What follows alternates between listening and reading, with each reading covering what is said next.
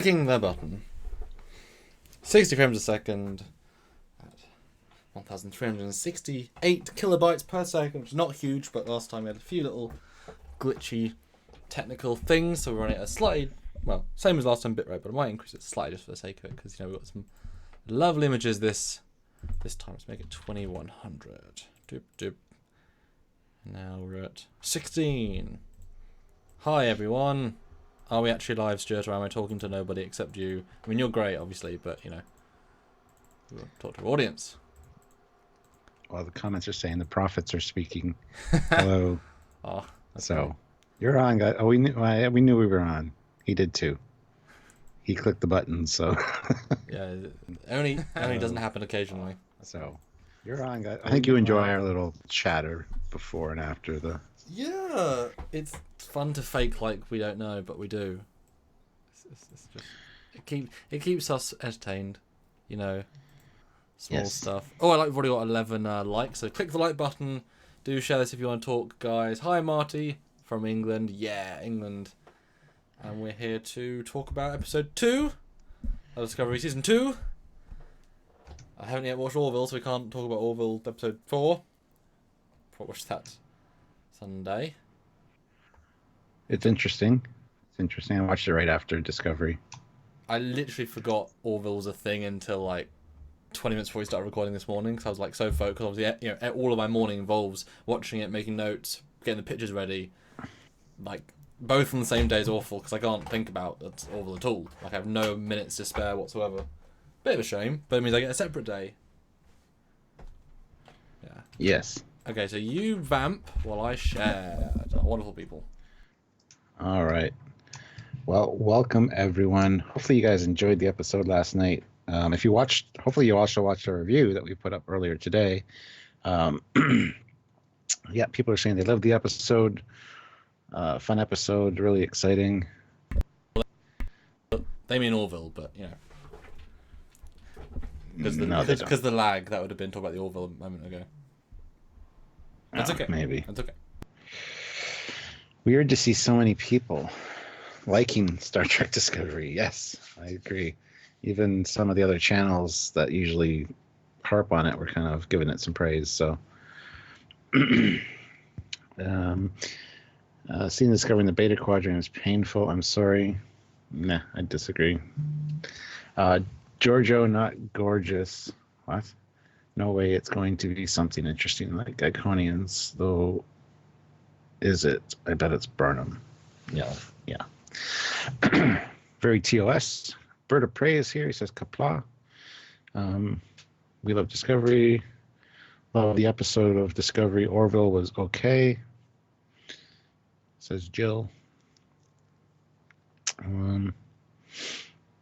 Yeah, a lot of people here. We got 80 people so far, so that's good. Most memorable part, Tilly's legs, says Adam Boots.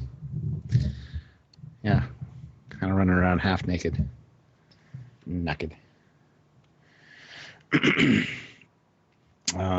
Joseph Patrick puts in €2. Hi guys, still catching up with your review. Wait. Nope, not waiting. You can always watch this later. Or you can watch this now, because we're not going to give away anything in here that we didn't really talk about.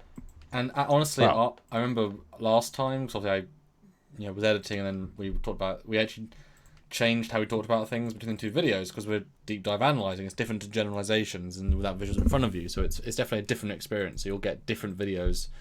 I don't know if you noticed, Stuart, but I cut down our review just to the best. Cause I'm trying to make sure they're as short as possible, just for bite size. So I cut it down to 25 minutes. So I took out a few. It's it should be easy to watch. This is the big one to enjoy. Nice. I did not notice that because I didn't watch it. Oh, you guys got to see my Pike shirt. Yeah. Visit Rigel 7. That's where he fought the big Neanderthal guy. Mr. Wellington says, I knew everyone would start coming around in typical Star Trek fan way, jump on board wagon late season 2. Yeah, but that's not the point. The show wasn't good. So if the show gets better, you enjoy it. That's why TNG got better. Enterprise got better. The shows get better. It's not we jump on board, it's just they get better. So give us good Trek and we'll enjoy it. It's not rocket science. Got another super chat, 500 rubles. Ooh, thank you. Episode 2 is way better and consistent than episode 1. That's Jonathan Frakes for you. Yep, I think he's a big part of what made this episode great. Also, good writing. I think the writers they got now are paying more attention. I think they paid attention to the fans for season 1. A lot of the reviews, maybe that we did even. I still think episode 1 might have been a funner script, but I think the humor was less out of place here. Like some of the bits for the last episode were a bit more off to one side, whereas here, it was, everything's a balance, isn't it? But I wouldn't say this one's actually better script-wise. Birdo Prey 5 puts in $5. First Discovery episode that didn't suck. If only we could forget all the previous episodes existed, I would dare say it would be a good in that case. Then just don't watch the other ones again. Just start with this one, if that's how you feel. I don't know why people complain about stuff they don't like. They don't have to rewatch it. Tilly is a cartoon character in season 2. Well, we've only seen her in like this episode really, so, and she kind of had an incident. So your audio is pretty bad right now. You're sending pretty bad audio, and also I'm picking up on that because that's what everyone's hearing. Don't know if you've got anything downloaded. Is the picture still downloading? Because that would be an obvious internet suck. Nope, they've been done since we started. Okay, well, sorry guys, but hopefully he'll clear up a bit. Let me listen. Picture still downloading? Because that would be an obvious internet suck. Nope, they've been done. I mean, it's okay, but you know, it's not ideal, but it's fine. It's fine. I'll call you back then if you want. Sure. I will. Yeah, we'll go blank for a second, guys, and then boom, and then wait for him to call me back. I'll call him back. Do. Hello, I'm back. Sound better. Xavier Gamer says, I think Foley's audio is 100%. Audio seems fine to me, says Bird of Prey 5. Well, it depends if you're listening on a phone or I'm used to what it normally looks like. I mean, it's like if you tell an audio engineer this sounds good, and then he says like, well, yeah, no, for these 100 reasons, but we're trying to make it good. Samuel's name is spelled there. Yes, it is. Ha! That's funny. Didn't notice that. Tim spelled my name wrong. How embarrassing. You can Google my name and we're friends on Facebook. Samuel. Baz T puts in £2. Hi guys, how are you? Please initiate the donut maneuver. I can do a spin. Hi Baz, we are good. I'll do a spin. It's close to a donut.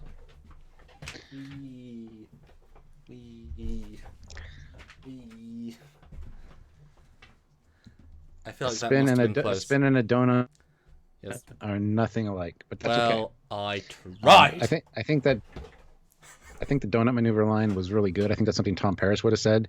He's used to the sports cars, and doing donuts is part of that. So I think it's something that was really well written. Well, honestly, they're just taking cues from the Orville, just doing more modernistic language and applying it to the sci-fi, which makes it slightly more relatable. It makes them more interesting. That was giving basic dialogue. I mean, that's fine, cool, yeah, it worked, and it's not like it was obnoxiously doing donuts. It didn't go stupid. It was just her having fun with it. So that it was the right balance. Because if they hadn't said that, you wouldn't have thought that from the visuals. They just did a spin and then moved. It was really subtle. Yeah. Next up, the pretzel maneuver.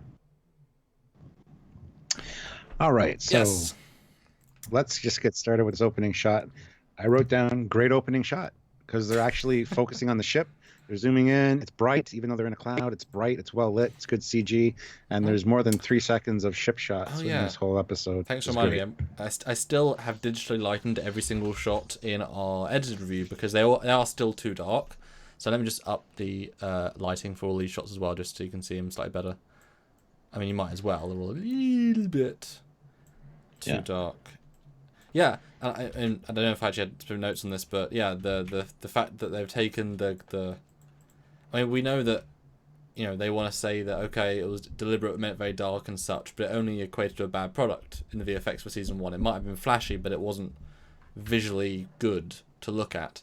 So just starting with a beauty in a cloud, sure, do it. Just do it. I mean, you tell the VFX team, right, create us, 26 transition shots of the ship in random places, and they build beautiful shots. I mean, it's as easy as hell, but it looks great. Yes, these sorts of shots how many times do we say that in season 1? And the one time we had it around Pavo, we're like, yeah, it's a beauty. And we're getting loads here, and all of them need accommodation.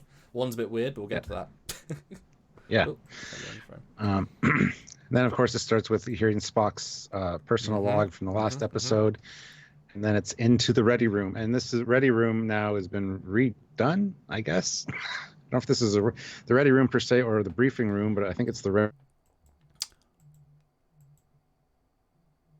He does it sometimes. He sometimes disappears. Oh. Hi. Okay, what was the last thing you heard then? Sometimes they... Ready room. Where's my general shop? Anyway, I'm not sure if this is the ready room. This could be the briefing room or something, but I think it's the ready room. Well, sorry. It's set up basically like Giorgio's from the Shinjo, so... Yeah, I mean, they don't have ready rooms in TOS, so this is not a ready room, but it's like, I mean, I'm assuming it's more his personal briefing room, because they just don't have ready rooms on the bridge deck.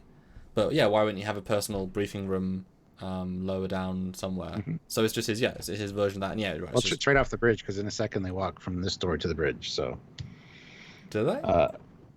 Yes, they do. Oh, I thought that was just a creative camera. MDG. No, I don't think so. MDG puts in 2 pounds. Thank you, sir. Even the ship looks good in this season. Yeah, they seem to have reduced the length of the nacelles, I think.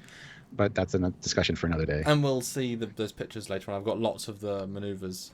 I mean, yeah, that's the thing. If you make beauties and they're approved by people, they can sometimes look great. I mean, even the JJ Prize and beyond could look great. I mean, it really is. Talented people can make things look great. Just give them a chance and don't make it dark. But I didn't think it was on the bridge. I thought it was just a camera trick. But cool. Okay. Then you got Spock's drawing of the orbs, which I thought for some reason, I didn't know exactly where they were going with it. I thought the graphic looked like a dude, like a baby in the middle of this all. It's like a there's more to it than meets the eye. Kind of looks like that, yeah. Yeah, but then no, it's the same. He drew this several months ago, so obviously he's been. But I want to. So we know that a red blip reappears, right? Obviously, that's the catalyst of this episode, but I'm pretty sure they reuse the same map graphic from the first episode on the bridge window, because I feel like it's the same bridge graphic. So, is it on the same 7 green orb or 9? What's it, 7 or 9? I think it's 7. So, did one of the pre-existing ones reappear and call them? Does that mean there's 7 tasks for them to do, or did a new one appear? If a new one appeared, then it wouldn't be on either of their maps. So I'm assuming one of the 7 reappeared. They didn't say that, but I'm assuming that's what happened.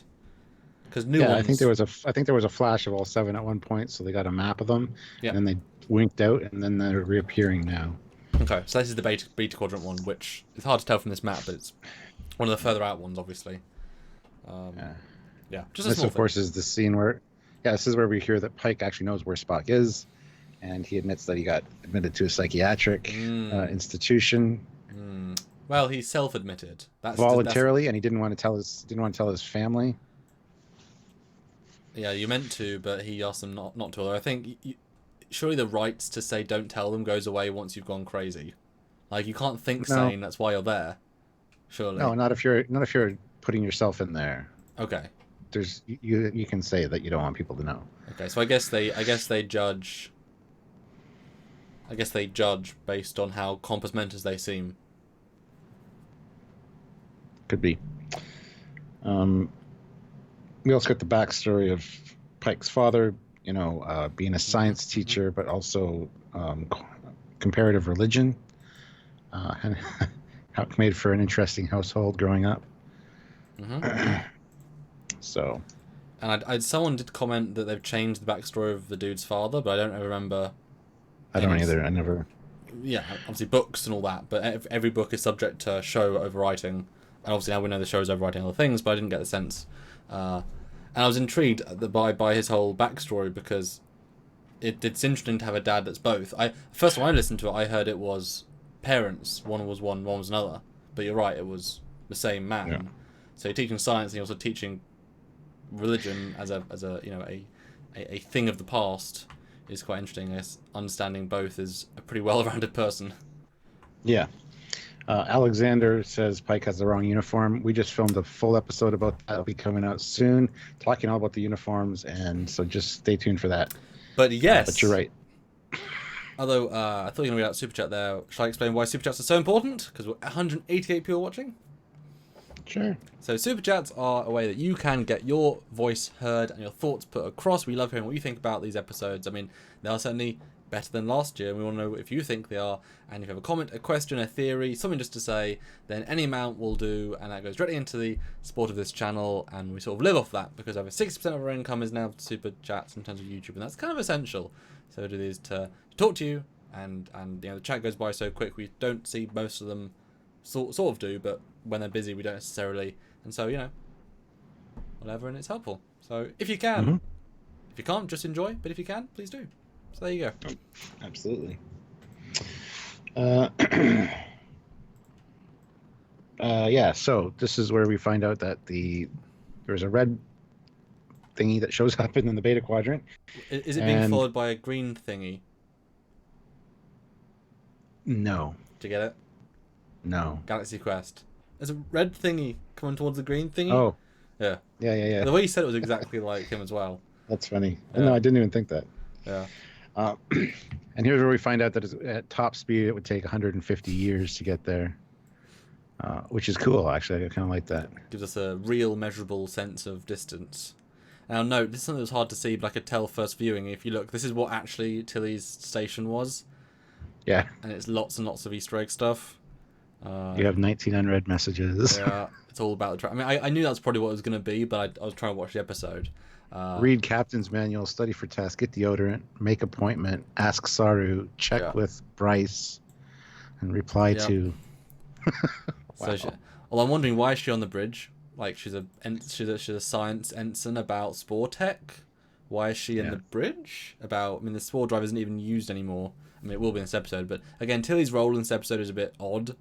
She's very much like a hero, despite not having the credentials to be the hero in terms of like screen time and such. But like I said in our review, they clearly, the fans love Tilly. Let's do more Tilly. But she's not quite designed for that amount of coverage, so they're having to like shoehorn in. You know, it's not as organic as it could be, even though she is still funny. It's more like, look, Tilly's funny. Here's Tilly being, you know what I mean? It's not as organic. Yeah. Then we get this whole thing about warp, and it was explained in the comments that the warp maneuver is specifically to see the difference in light between the 2 points. Yeah, it's a Doppler effect. Yeah, I was reading that too. Yeah. And apparently, well, we got told to pay. I've been watching it twice. Oh, so, you cut out that, Stuart. Cut out that, Stuart. Yeah, I watched it twice, but I know they explained it in dialogue. I just didn't quite understand it because sorry. Well, yeah, I mean, for me, obviously we get things wrong, but I like science fiction. I understand science fiction universes, but I'm not a scientist. I don't actually have that much interest in real life science travel, space travel. I don't care about rockets that much. It's not science fiction enough, and so I didn't know about that. So fair enough. Yay for them doing something kind of clever, I guess. But I don't want to. We got another super chat. Super. 200 rubles. Thank you. Non-JJ verse confirmed. Otherwise, it would take 30 minutes tops. True. Now, just to kudos to you. Yeah, we've got to love the JJ verse. Now, just to note, this is the original unedited version of this shot. So they are still doing very dark visual effect shots. It's just they like having brighter highlights. If I do a digital enhancement, it really does make it work a lot better. But instantly, like this sort of shot, you can see a lot more detail in the ship. You appreciate its shape better. And if you zoom into the bay, I mean, Stuart, why is the bay door open in every single shot? I don't know. Somebody asked that. I think the new force field was installed. So like, this is cool. We're just gonna leave these open. But that's so dangerous. You'd think, especially going to warp. Oh, geez, yeah. Like, if power goes down, anyway. That's a big chunk of the ship's depressurized, and I know, it adds so much to three-dimensional. I mean, the shot was great as a three-dimensional shot, but it doesn't make sense. Yeah. I also love how there's no shuttles in the shuttle bay. Bunch of cargo. You can see the red thing. I think that's the gravity thing. I can see the bottom of the asteroid there when you zoom right in, but Yeah, I mean, I guess it's there. It could just be the no wall as well. shuttles. No shuttles, and there's no lower deck or upper deck really that I can see where the shuttles could be stored. Anyway, Yeah. just not a big deal. But it goes to warp with a nice modernized warp, and look, there is a warp flare star, brilliant. Yes. Just what it needed. I'm pretty sure those aren't in season 1. I'm pretty sure. That was a nice touch because I mean that's what it does. I think we only saw it jump to warp once in season 1. That's when they were like spored into near the sun and then they warped away. Richard Kennedy puts in a £1.99. Except transparent aluminum for the bay door. Yeah, no. No, we know it's not. But thank you for the super chat. So then we get this conversation about. Don't even remember what was this bit. That's a problem with these pictures. It's out of context. It's just people chatting. This was the Stamets injecting himself with tardigrade DNA. Ah, yes. Pike's like, tardigrade, huh? It's like, so he doesn't even know all the classified information on the spore drive tech, I don't think, because I think he would have brushed up on that before he came on board. So it seemed like a bit of a surprise to him. And who was it said, I guess you had to be there? I think that was Saru. Yeah, which is a great little comic relief line. So, I mean, Doug Jones must have loved his one-liners in this season so far because they're like they're all hits. He's getting some good stuff. He's not doing as much science as he could be, but I think Saru's now sort of changed to the comic relief / command, like it's commanding comic relief, like it's a commentary on things rather than just be, he's not in the vein of jokes per se, but he's able to enhance. And what do you think about Pike not knowing about the spore drive? Because he's on the ship with the spore drive, and surely he would have received reports about the war and about how Discovery is doing cool things in the war, and then you'd assume. Sorry, just finish with the question. And you would assume that he would want to know about the mission to Kronos that stopped the war as a captain, who's you know what I mean, like who would want to read up surely. Yeah, he knows the spore drive exists, but I don't think they gave him all the details, especially about Stamets injecting himself with tardigrade DNA, because that goes against the whatever law for augmenting humans. So I think they left that out of the official record. So it kind of caught him a little off guard, I think. He knows that Stamets is responsible for piloting it through, but I don't think he knew about the tardigrade DNA enhancement. That's what I think. I think he just left it off the books so that Stamets wouldn't get in trouble. Toby Kirkby throws in £2 and says, I was overly harsh about not noticing the Doppler. If it was you that commented, a little bit. But that's okay. It's fine. Don't hate personally. Even don't everything. We're not perfect, and we only saw it twice before we did the... Yep. So. And Wellington says, did Samuel like anything about this episode? I mean, I complimented the CGI and the funny and the script. I mean, yes? Yeah, I really liked this episode a lot. I got more likes than dislikes for this one for sure. Yeah. No, I thought it was great that Pike didn't know everything because you're right. There's so many levels of the spore drive. Like, where did it come from? The Lorca connection. Because if you know actually about the Lorca connection, they know what it can do, what it can really do. The war, how it was misused. About the Glen. I mean, the Stamets stuff. That's the bit you can most easily remove, and you know how harsh they were on Bashir. So yeah, if there's one thing you double keep, especially considering if Stamets is off the record, right?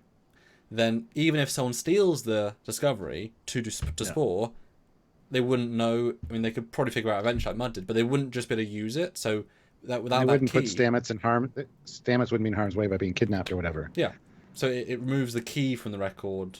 But then again, all you have to do is inject a human, and you can make a spore man traveler. It's really not difficult. I wish they'd said something about it being like a 1 in a billion chance it worked.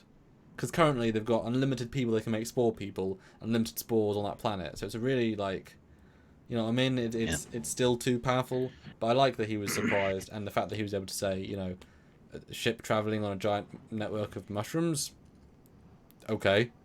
That's what the audience was saying all season 1. It's like, well, really? Well, the exact quote is, skip across the universe on a trail of mushrooms. Not a trail.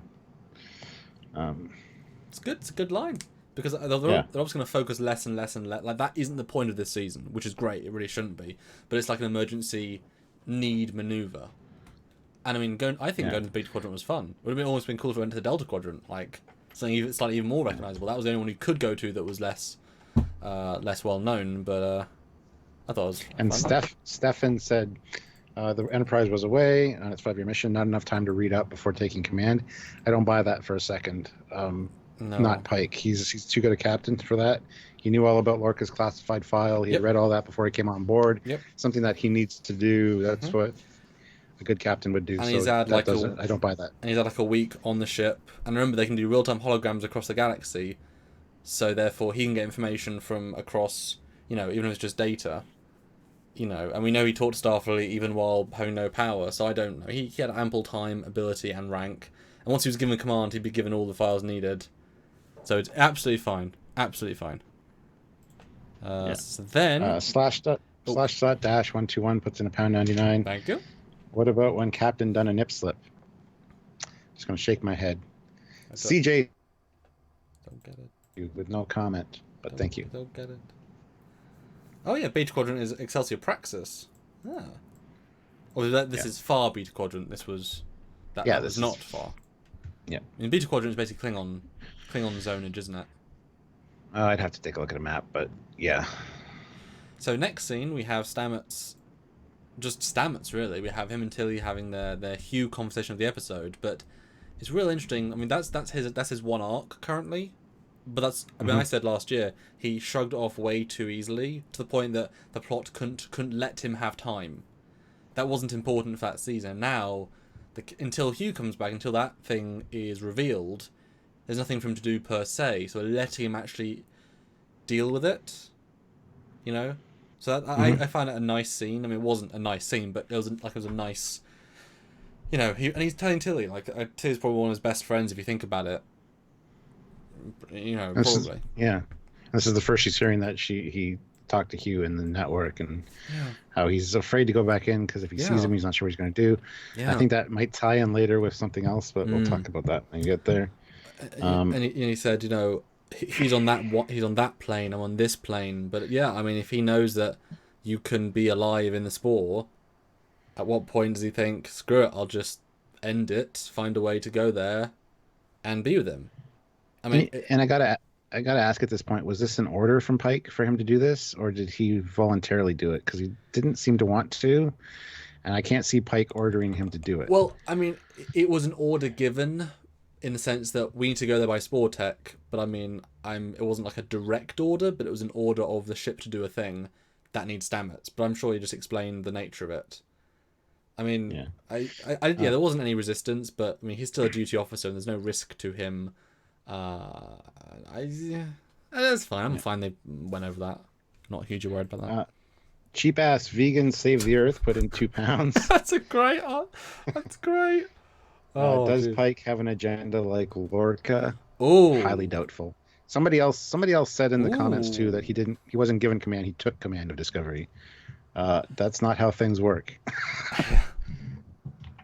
That's interesting. He was given command because the Enterprise is going to be under repair for a while. So, and they currently don't have a captain. Like I say, there's probably a captain on Vulcan standing there with his luggage in front of the transporter, going, "Where's my ship, guys? They're 2 weeks late. Did you forget about me? Hello." My record's amazing. Why you forget? Yeah, no, I agree. I mean, if you look at the way they explained it, is that Pike was still talking to Starfleet. And he, even though they had no power, whatever, it's fine. Talking to Starfleet, and he was, they need a ship. He was given this authority. He knew he was told where Discovery was going to be because it was Discovery he was going after. It wasn't just a random ship. It was no local ship. And so to take command because of regulations. But we already talked to Starfleet about his condition and what was needed. And then after that, he got back to Earth. He was given command. That's why he obviously went to the same uniform. He was given a formal temp command. He didn't just take it. I mean, they had to. I'm assuming he would actually have taken Enterprise back to Earth with his crew. I'm assuming he would have spent a day or two at Earth. Hope we don't lose our 260 people. No, there's only 20 seconds. It says reconnected, and we're back. Oh wow, 206. That's awesome. Okay, we lost 40. Yeah. Darn it. Well, they'll come back maybe. Hello Um, all. Yeah, we had internet problems last time on my side, so sorry about that. But it did reconnect just fine. Oh, that's it's another not the pug. 20 people. Samuel is hosting this time, so Xavier Gamer. It's not the pug that ate the modem. No. Yes. That's weird. We lost 60 people in for 10 seconds of not being live. That's really weird. Well, Maybe that's you were refreshing. saying, what were you saying before while you were? I have no idea. What was I saying? About him taking command's fine. In terms of agenda, that's really interesting. That would be, I think, a fun little teeny twist if he had something to gain.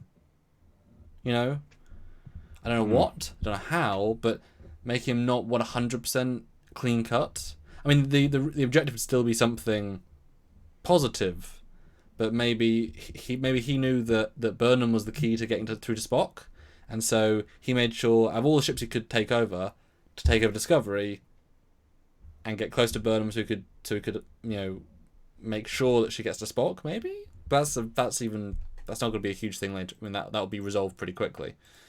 Yeah, but I think there's some super chats while it was Yes. brilliant. TRX Way puts in £5. A warp jump would give the starship the ability to work out distance to a target using parallax. First intelligent writing I've heard on this show. Well, yeah, we missed. Yeah, sure. Can't know everything. Yeah. And I want to call out Judge Joker, my first live Trekyards. Woo! Well, welcome. Welcome. We do this very, very regularly in terms of exactly when the schedule, because we're weekly. But thanks for joining us. Hope we don't let you down and enjoy the ride. Yeah. Dave Scarpa puts in $1.99 and says, "Do you think they did away with holograms in season 2? Not sure. It looks like it so far. The only hologram they used in this one so far was the map overlay with Spock's drawing, which is fine, to be honest. That's interesting. We haven't seen it. That'd be a nice little gentle retcon out and just say, yeah. Actually, I hadn't considered that. But I mean, same thing with the view screen. Like we saw a view screen, we didn't see, and even just the subtle visual difference of the window in Shinjo having a little display which then zooms in. We had like a full screen display, like it felt more two-dimensionally classic, like it should be. Like if the window could just like not freeze over, but go translucent, or block, and then they can say if window on, and then we can see. It'd be nice if there was a functional reason for it, because then we could kind of get behind it, like the Saru thing. Like the ship sensors can't detect it. Turn on window, it becomes opaque, and now we can use his eyes. Like it'd be nice if it was a functional thing. Or sensors go down, turn on the window, now we can see. Small thing, but hopefully they'll think about that. Judge Joker puts in £5. Thank you very much. First super chat. Thank you. You can write a comment too, or ask a question. That'd be cool. It's your chance to ask us live. You have control. Van de Cal says Pike is 100% clean. No motivations. He's acting as a palate cleanser for season 1's Lorca. Absolutely. With the way he introduced himself to the crew, I know he actually said point blank, "I'm not Lorca." Mm-hmm. So kind of rebuilding that crew morale. So that's I don't think he has an agenda. Personally. I was just meaning some in a good way. You know what I mean? Like Janeway has the Omega Protocol. So when that comes up, she has the agenda of having to deal with that protocol. It's not in a bad way or a negative way, but there is some greater knowledge she has. So I don't mean, what I mean? Like, he's obviously a brilliant Starfleet captain, and he's definitely showing good stuff in this episode. I just wanted to point this bridge out. It's such a massive bridge still. It's still absolutely ginormous, isn't it? Yes, I noticed that a few times in this episode, but at least they're like showing us. Yeah. Because season 1 also had lots of like very tight touch-ups. So we do get our first respawn. I noticed they use the same shot. They reused. And you know what? I was fine with that because I got other shots. Yes. Do it. It's fine, but we did get a new vroom out, and it was distinctly brighter. I mean, I've re-brightened it, but yeah. I do think if you look at this shot in particular, I do a lot of visual effects in a week, and you can create very different feels. I think they've learned that we can't, like you said. I think that the nacelles are shorter, I don't think they are, but I think they're using different lenses, which make things seem less stretched. And this is very great. I mean, this is at least like a 70mm, so everything feels more, together. Whereas if there was a nice wide lens, it would all feel very stretched. I think they're just using they're learning what angles and what things work. And again, this VFX shot is great. It's should have gone a second longer, but it was a look at this. Just you see the hull, nice gleaming, very coppery, cool. I mean, it's yeah, sure, nice interactive lighting of the yeah. And after the jump, Stamets is visually upset. So I don't know if he saw something in there. We'll find out later when we talk to him. But when we talk to him. But later, when the radiation thing is going on with the belts around the planet, he walks on the bridge, walks right by and said, "I heard there was an issue." Like, who did he hear it from? Did he know beforehand because he's Spore jumped in? Like, he saw this? Yeah, just something to point out. What do you think he saw? Like, what was? I mean, obviously we'll see eventually, but what if you had to make some professional guesses? My guess would be he saw a way to bring Hugh back and is contemplating it. And I think with Tilly's little friend that we eventually see, there could be some kind of like anchor bringing people back through it by mistake. Either that, or we'll talk about her friend later. I got a few other theories, but it could be that, she's obviously dead. Hugh's dead. And if he's thinking about Hugh or thinking about possibility of bringing back Hugh from the Spore network, could be that something latched onto him and came through with him and attached itself to Tilly. Well, he just talked to Tilly, so there might be some Yep. And we know she's got a spore inside her. So, yes. Wouldn't it be funny if she ended up being the Spore network? The thing actually, it's not Hugh directly, but it actually gives her the same tardigrade abilities as Stamets. Like, she takes over from him, and she never becomes captain. She becomes this more interesting. Like, wouldn't it be kind of funny? She becomes a traveler by the end of it. And it's like, what? It's a weird reference to do that Discovery, but I loved his walkout. It's so they're treating it with such realness. Him and that, like, again, season 1 it was sort of brushed over. You could argue it should have been, but like, it's so deadpan real, It's not overly dark. It's not jokey, serious. So the good balance there. Good balance. I think that must be just Jonathan Frakes, because he's obviously picking the angle, picking the act. Do this sort of face. I mean, I think Frakes has a lot to do with that. What a beautiful shot from the view screen or the window. See, planets look good. This is simple. I mean, this was seen once in Discovery season 1, and already seeing nice looking stuff. And I gotta say, the zoom in and then enhance to see the colony was really cool. I really like that feature. We see it in Enterprise, so it is tech that has been available. We don't see it in TOS, unfortunately. That would be cool though at some point. But there's many opportunities they could have used it. But this is a really cool aspect to be able to get that close to the planet. So with some great drone footage. Yeah. Now I'm wondering. Exactly. I'm wondering. We know that these first episodes were well over budget, but this episode looks quite cheap in terms of what else they built. Did they build these structures? Because if they did, that's a big budget. Okay. No, apparently this was filmed somewhere near Niagara Falls. Right. That church and these buildings. So I don't know if it's a heritage yeah, I don't know what it is, but I'll need to look into that because it's near me then, if that's the case. You can go to New Eden, and you can go Captain's Log from the Beta Quadrant. Canon, it's true. Yeah, so I'm wondering. I mean, this episode was a very in-budget episode. I don't know why it would be like last episode. There's a few big set pieces, but this episode is very cheap in a good way. Like it was a well back. Like there was no. I didn't think there was any redundant action sequence, any redundant scenes. It was actually a very conservative piece of just, which I think part of why it feels more Trek, because it's just a gentle evolution of bit to bit to bit, and even the asteroid bit wouldn't take all the money in the budget. It just wouldn't. I do VFX, it just wouldn't. Yep. So the zoom in's good. Lots of close-ups. I mean, I was getting screen caps this episode. Lots of this sort of close-up faces. This episode's all faces. It's all faces. And also quite a lot of lens flares. I don't know if you caught that. but they put in. I didn't. No, way to good ruin it chunk. for me. Thanks. No, there's like 7 or 8, like really like, ooh, okay. I wonder why. I mean, I didn't feel neither good or bad about it, but it was a bit strange that, oh, okay, we're black to lens flares. Weird, but okay. And also, we are back to 250 people, so thanks for rejoining us, guys. Yeah, I noticed that. Yeah. Thanks, everyone. That's a great number of people, so thank you so much. Oh, Mark Little has a great point. When do they fix the saucer after damage? I wondered that myself. Hmm. Because I don't think I've had, well, I don't think I had too much time.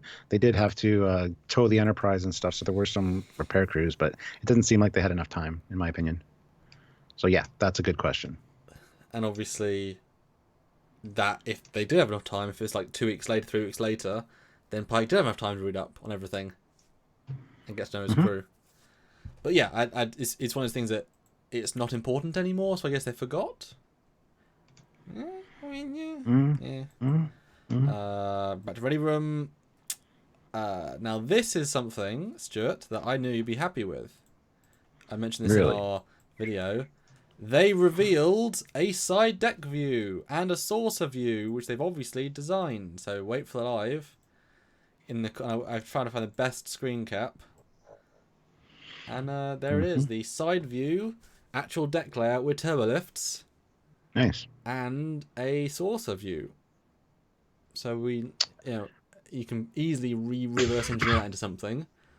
But there she is. Where is the big, Universal theme park ride? I don't Oh, there's know. a big empty space in the middle there. There is. I'm assuming that's the warehouse of the spores, though. Yeah, I would think so. Because that looks only 3 decks. But I appreciate it. I mean, we've sort of assumed they don't do this sort of thing, proper MSDs, because they keep doing things that don't quite connect. So it'd be great if they actually did have an MSD like this, and this obviously has been designed and built. I like this front bit. It looks like a Trade Federation battleship. If you just take the saucer bit with the prongs and the saucer in the middle, or the ball in the middle. But I like the deck layout because you can see it's very like, oh look, actual rooms. And Tim Theo did a donation directly to our PayPal. His question is, what is your theory on where the Red Angel story arc will go? Oh. And it flew by me. Right, into the serious questions, eh? Yes. Where the hell is it now? I can't find it. Oh. What are the Red Angels' agenda? Well, I have a feeling that the Red Angels, as we've kind of talked about before, maybe notice the use of the mycelial network, and as such are concerned about humans and maybe testing them, because they talk about the red flash above the planet, the red orb that attracted them there. Could be that they're testing them because it falls in line perfectly with the radiation plummeting towards the planet and an extinction level event. So maybe they're testing the humans to see how we react to, or if we're willing to save other people. I know they're still human, but I think there might be something about that. Who knows? The angel thing is very confusing to me. We'll see. It'll have to play out. Yeah, I mean, they're building it up gently. I think you're probably right about the test thing. I mean, it could also be that it's more of a fetch quest. That they're, I mean, all the evidence we're getting is that these creatures are galactically powerful. That they either have ability to go super far distances with their technology, in the sense that they can put these red things super far away from each other. That's a heavy level of technology. Or they're in a higher plane, more similar to the Q, or just a higher dimensional state, which would mean that all space is more flat. But they're obviously, although I'm it depends. Is Discovery responding to them, or are they trying to actively get to Discovery? Because if one's in the beta quadrant, either they're trying to get multiple species to interact with them, or they know Discovery's the only one that can actually go there. Well, if they know about the mycelial network, yeah, they would know that's who's coming. But, yeah, but it's the only ship in history to ever be able to do this, as far as we know. Even the Borg never worked this out. So that would imply it's directly for them. and that's like, I mean, you know what I mean? It's smart if it's linked to my social network itself, but it depends, because we already had the network's poison is going to kill all life in the universe last season, Mirror Universe. You know what I mean? That'd be a retread of that. That's why the Iconians were having a similar thing is interesting. And actually, did you see that picture on Facebook where someone compared the mural on the wall of the church, which I will get right now, and they compared it to the Iconians as seen in Star Trek Online, and how they are like 85% the same art design. It's eerily similar. I did not see that. Like really, really close. And I don't personally like the Iconians from Star Trek Online, because I like them being less alien. Not these big, tall, stabby creatures with like tech. It's like, wow, that's really okay. That's really different. But I mean, in terms of the, we know that between seasons 1 and 2, Discovery talked to the Star Trek Online people to make lots of content, and to make the Star Trek Online story linked in with Discovery Universe and such. So if they're going to do Iconians, they could do whatever they want, or they could base it on Star Trek Online people and really back. Star Trek Online's been earning CBS a lot of money, more than Discovery has done in its 8 years to 1 year, and so it's going to be nice to recognise one of Star Trek Online's additions to the universe. I mean, they've done a tremendous job in a lot of stuff, but it was real interesting. That would be an odd coincidence if, there's obviously an interpretation. This is their version, but it was real similar. Just wanted to point that out, because the Iconians are a fun one, but they could easily ruin them. But that said, they're doing a better job this season. But it's one of those things like Jaws. The less you know about the Iconians, the better. You can't really see them. You've got to just, know. We got another super chat of 300 rubles. Thank you. Have you analyzed the red burst map? Are we to expect some spore jumps into the Gamma or Delta quadrant? I haven't really examined too much, but it's a possibility. I think that's a very possibility. Yeah. That'd be fun. I would love for them to jump to the Delta Quadrant and stuff. How cool would that be if they jumped to the Delta Quadrant and you see the Hirogen, proto-Hirogen, or the Okampa. Like, they can be really clever with it if they want to be. Yeah. And same with the Gamma Quadrant, how it be pro-Dominion. There's no reason why. There's a lot of races, or they're the first ones to find the Vorta, and the Vorta, be fun. Yeah. They shouldn't jump because Voyager was the first ship there besides the Equinox. It would depend if the records get destroyed. If the Discovery is lost, because we know it gets lost in the future, or it gets lost and then, it gets paused, it gets put into handbrake, and then left for 1,000 years. So if that information's never sent to Federation, then who knows? Because I'm just, I guess, jumping straight to that question, Stuart. Do you think they're going to address the 1,000-year gap in this season, or is that like a multiple season random build-up arc thing? It's going to be the end of the series. That's what happens to Discovery. And by series, you mean however many seasons? It's the end of the story. Yep. Okay. Yep. I think so. Okay. I could be wrong. Maybe they say, maybe Stamets is like, I can't let the Spore tech. I'm the only one that can rebuild it. No one understands it like me. If we leave the one working ship to the wolves, then Then we get a scene that you're a bit conflicted on. The Ensign Tilly doing manual. Hold on. Before we talk about that, we just got to make sure that we point out that there's.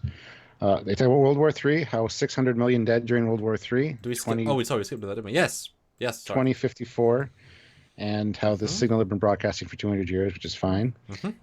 10 settlements on the planet, 11,000 colonists, and radioactive debris. And they speak Federation standard. That's important as well. That was fun to hear.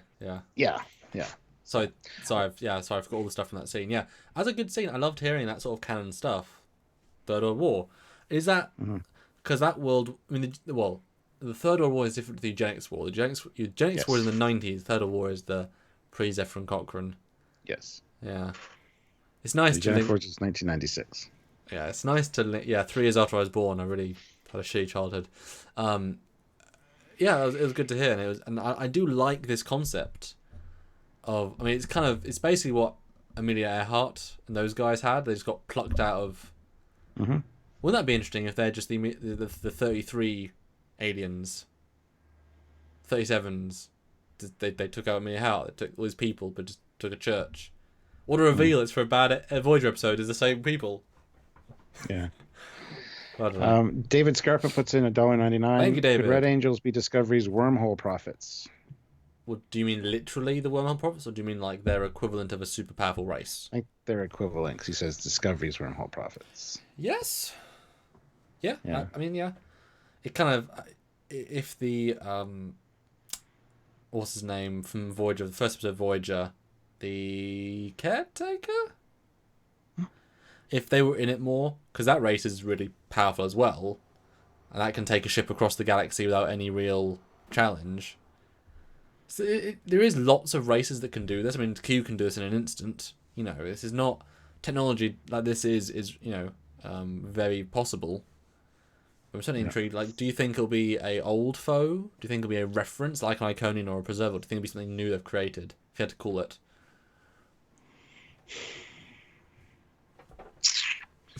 I hope it's an old one, to be honest. But Okay. Yeah, I think so. I hope so.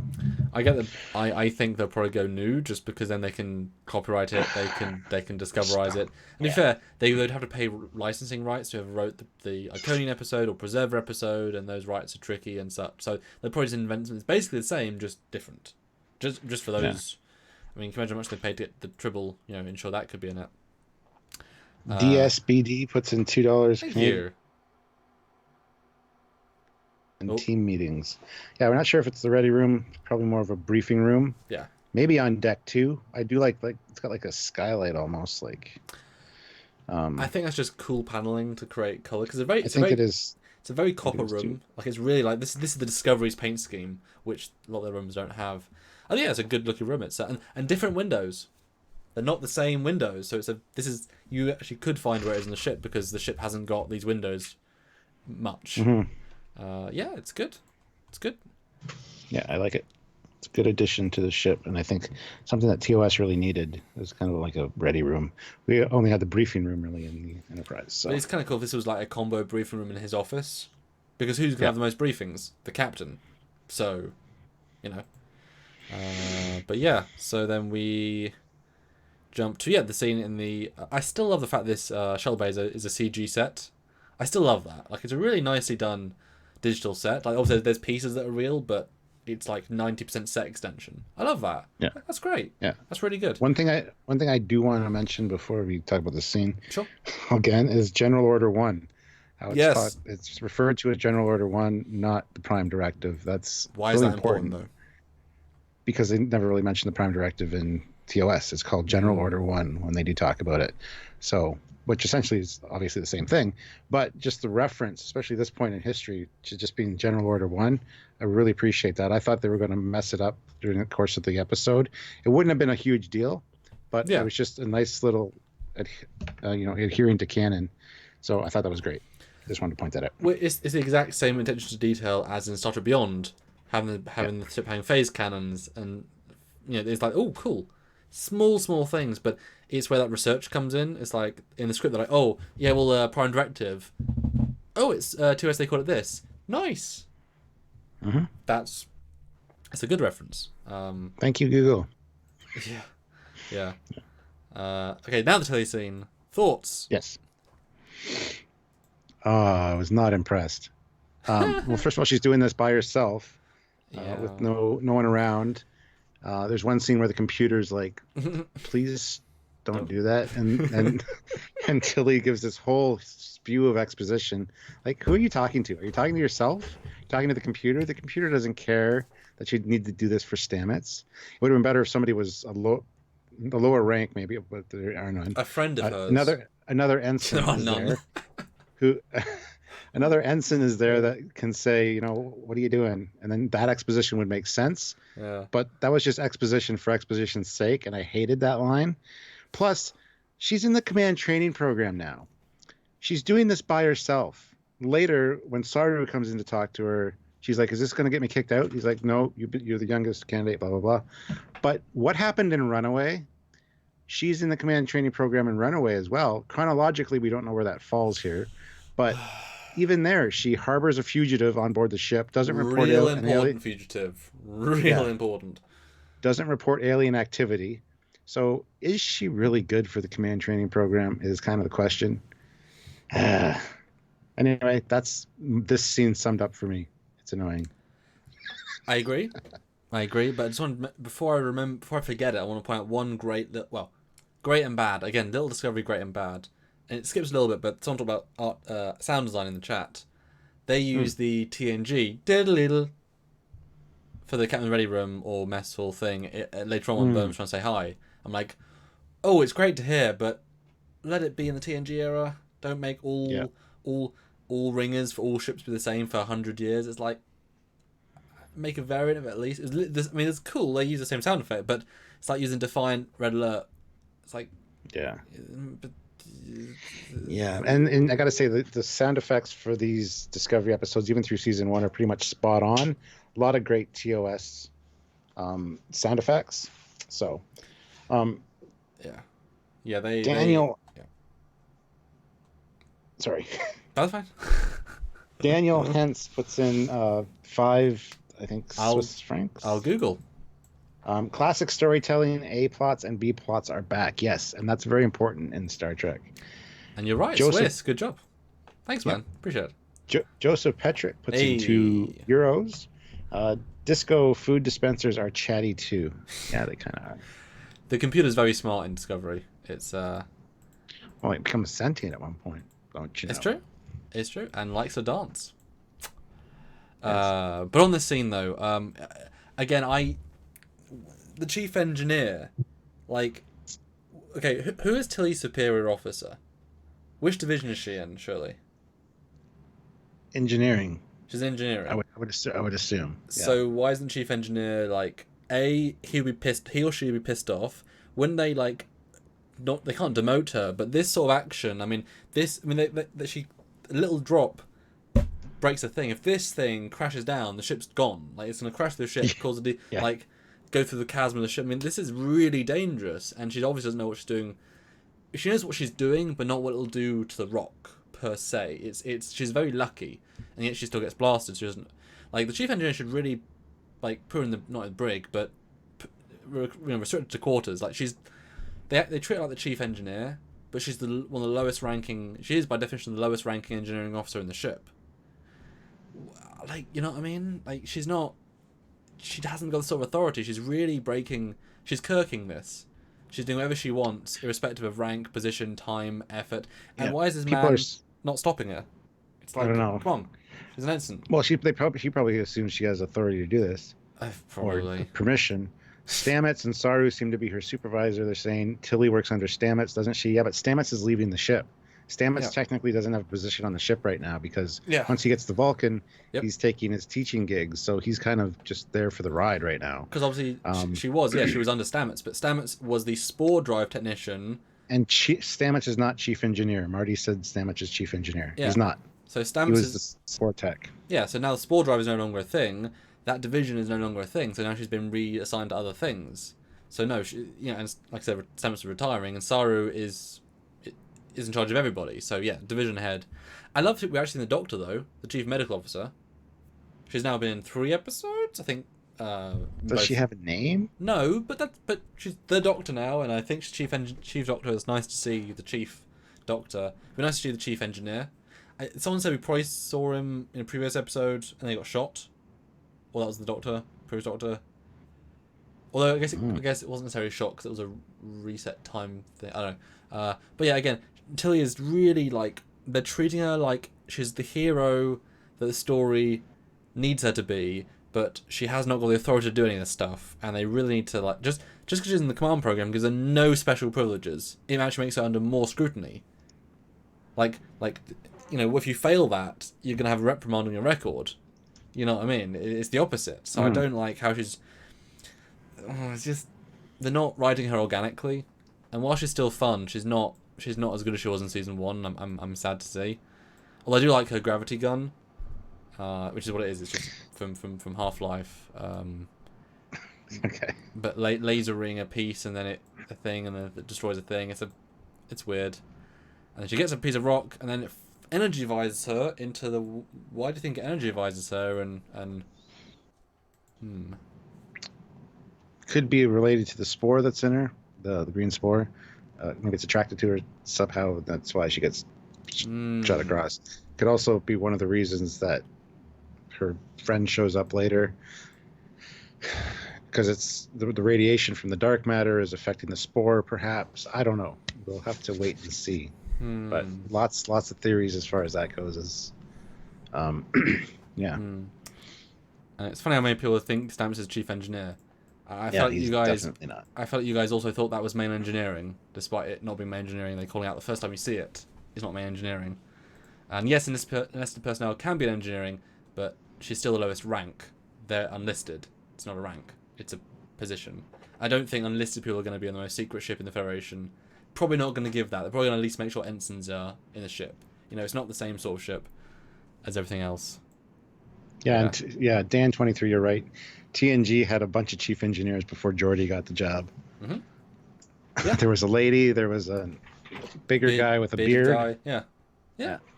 All unnamed too, or just casually named. Well, not an important character. So I think that's kind of what's going on here so far. Yeah, I mean it's a real small thing, but it'd be she's just honestly, what happens to her is really sad, but she had it coming. Like she was doing something. Yep. Anyway, I gotta ask. After she's lying on the floor there, the next picture is the Discovery upside down, and I want to know why. What's the next shot? It's upside down? Yeah, this is the shot, and it's a real quick shot. It goes straight to the planet. It's real weird. Okay, I must have missed that. It's real quick. But how cool! I mean, look how bright it is. It's so it is cool. But the thing is, it looks like the hallmark ornament because it's been just lit from the planet. It's really bright. But actually, it's a really nice, weird shot. Then it zooms into the planet, and this beautiful atmospheric volumetric cloud simulation. Like that's the sort of shots we need, and we got so many of them. Yay! Yeah. Arizona Underdog Crew puts in $5. Thank you very much. $5 a lot. This episode was not as bad as a whole. #Doomcock is right. So what is Doomcock saying? He liked this episode, or it was just not as bad as every other one? Anyway, it's a big improvement. Yeah, they're taking, and you can tell the reshoots are probably a lot of the humor, a lot of the chill stuff. They probably read a lot of the scenes to add a bit more friendliness. Now this is one I think universal problem with the scene is that they beam in to this location for a second. Yeah, and now it's done on the surface, but then Burnham says, "There's no life signs." No life signs. Like, when I saw them beam in, I'm like, they must have scanned the area there's nobody around. Must have. Boop. And then all of a sudden, no. Well, plus, while they're saying that line, they're panning past a gravestone. It's like really, the people here are dead. Obviously, no life signs. It's like, oh man. Yeah, it's very it's a forest. Beam half a mile that way. I mean, the amount of times in sci-fi they actually take an effort to go just outside of the range to then come in. I mean, it's not rocket science. So that was it's a cool graphic to see something very super modernistic and real Earth and beaming, but it's a wrong visual. And 90 Lancaster, that doesn't surprise me. He says Anti-Trekker didn't seem to like much. Anti-Trekker seems to rip these apart. He just hates Discovery, whether it's good or not. There's too much negativity over there. But we got another super chat. We're just analysing the good and the bad, you know? Got another super chat of 150 rubles. Thank you, dude. Thanks so much. That's good if Discovery ships are no longer stuck on an elliptical plane. Yes. I mean, it was a weird shot, but it's just fun to see. Like it. Yeah. Got to go back and rewatch that though, because I don't remember. It was real quick. And one thing I want to note about this is that why don't they just beam inside one of the houses? Yeah. If they scan no people. Should have scanned into the forest a little bit and walked into the village. I mean, just into the buildings. Yeah. I like their uniforms though. It's kind of. I mean, Pike looks cool. And Yoroshova, I knew her name earlier. What's her name again? Not sure. I'm getting that. I mostly know what it is, but Iwashikum. I wonder the genesis of that Iwashikum, with a massive amount of hair. But she looks like someone from. Oh, you know what's funny? I've not seen The Walking Dead, but she looks like someone from The Walking Dead next to Burnham, who's in The Walking Dead. Mm. And what they're wearing looks like Walking Dead gear as well. Yeah, but Pike looks pretty cool. He looks like a badass biker. but a bit more chill, like biker on a bit of a chill day, on a lounge day. Happy Apollo 117 puts in $2. Thank you, sir. They killed a blue shirt instead of a red shirt in episode 1. Yep. Yeah. I know. Yeah. I expected her to die, especially when he says red shirt. Get your EV suit on. We appreciated that. Yeah. Ooh. RV puts in £5. The races near the flares in their parts of space would surely be investigating. Could be like the TNG episode The Chase. Yeah. Unless they're not visible to other races. It could be that the Red Angels are making them only visible to Earth, or the Klingons can see them. Yeah. But that could be because of the excitement of the mycelial jump into the Kronos, and if they're tracking the mycelial jumps, they could say, okay, well, you guys can see this. I don't know. We got to see what the Angels are before we can really answer that. But it would be fun if we know Klingons are gonna converge in this storyline at some point. It'd be fun to have like a Romulan ship just decloak and like, ooh, that'd be kind of cool. I would be totally for that. It would be less mycelium based, but that's okay. And two non-super chat questions. Barry, the upside down shot was so the bridge window was aligned to the planet. Nice. Very true. Brilliant. Perfect. Yeah. Nice. And the gravity gun on Star Trek Discovery, the tractor beam thing Wesley made in TNG season 1. Yeah. Yeah. Nice. Good call outs there. But yeah, now I want to talk about this away team though. Yes.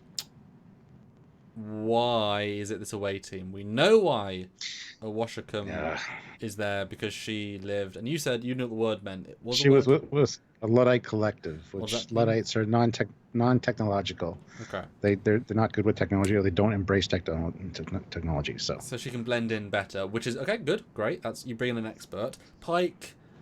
I mean, this is his mission. He's been brought on. He's the captain. Yeah, but it's his. I think it's his personal. I mean, he lost his ship because of this. He's got a personal connection. Yeah. But why is Burnham there? I know she's the hero, but she's the main character of the show. She has to be there. That's the only reason. There's no other. Sure, she does know about cultures. She's, anthropologist, whatever the hell she is. Well, it's alien, so it kind of makes life forms. Like you bring a historian, really, like we do with Khan. Well, I'd cool. Bring a historian rather than a culturist, I think. But I don't know. I mean, she doesn't really need to be there. I think the more people you bring, the more chance of bad things happening. So it's a small thing, but there isn't like a reason for her to be there. I think honestly, her and Pike. I mean, that would have been a really nice chance to give Washington stuff to do and dialogue to have her and Pike. Like this is now these people really having a chance to shine, because especially as the pilot lady got some good stuff to do. I would have preferred that Burnham stay on the ship personally and deal with the radiation thing, or track them from the ship. Because she's got Vulcan science knowledge, so that plan. Although it was nice to see that everyone else developed the plan, but yeah, that's just my. We share the opinion, but Burnham got all of Washrom's lines. Like it seems like it. She only said about 2 or 3 or 5 lines, and Burnham had like 60. But she was there specifically and didn't do much, so that was a bit of a shame. They tried, but didn't quite hit the nail on the head. I bet you there's deleted scenes, and they just cut down all of her lines, unfortunately, or like separate things, because again, it feels very like there's not a reason for her to be there, except what it was given. Yeah. Yeah. We got another super chat of 150 rubles. Thank you. Protagonist syndrome is a real thing. Yes. Yeah. Yep. Yeah. I mean, sad but true. But we're just asking. I was just asking. Burnham's lead science officer. She's the Spock of the ship. Yeah, but Spock was more generalist than she is. She's got a more specific, whatever, and he didn't go down every single mission every single time. I mean, I don't know. But So the next scene is the church, where we find out that there's an amalgamation of all the different religions, Christianity, Judaism, Islam, Wiccan, Buddhism, Taoism, a few others. So that was really interesting and really Somebody said in the comments, how does Burnham know all this being raised on Vulcan, but why does she know everything? Because plot. But Well, Dave's... I can imagine people read. I mean, think most of what you do in space is go at warp. Seriously. I mean, maybe she has a slight interest in the past, and religion is quite an interesting topic in terms of world history. You know, as soon as we got beyond it, it's not as relevant anymore, and therefore it's more historical curiosity. And so you're like, wow, really? There was all these different sects of people that believe the same different things, but you know what I mean? It's interesting. She read. I have no problem with that. And it's not as if she... What? Sorry, one of the comments, Oh. Daniel Hentz. That makes me laugh because I said the exact same thing. Oh. The book that Pike reads looks like a phone book. Yeah. When he was flipping through it, Sylvia was beside me, and she said, well, it looks like it's all just cobbled together from different religious texts. And I'm like, it looks like the yellow pages. Yeah. It looks like there's little ads. I thought ads. That's what I went to first of all as well. Yeah, that's funny. Thank you. I'm not alone in that. Okay, good. I mean, there's stuff scribbled out. It's real interesting. It's a very smally done concept, but it makes like those nice little clever touches. Now there's some little ones later on that I want to point out, some set design stuff.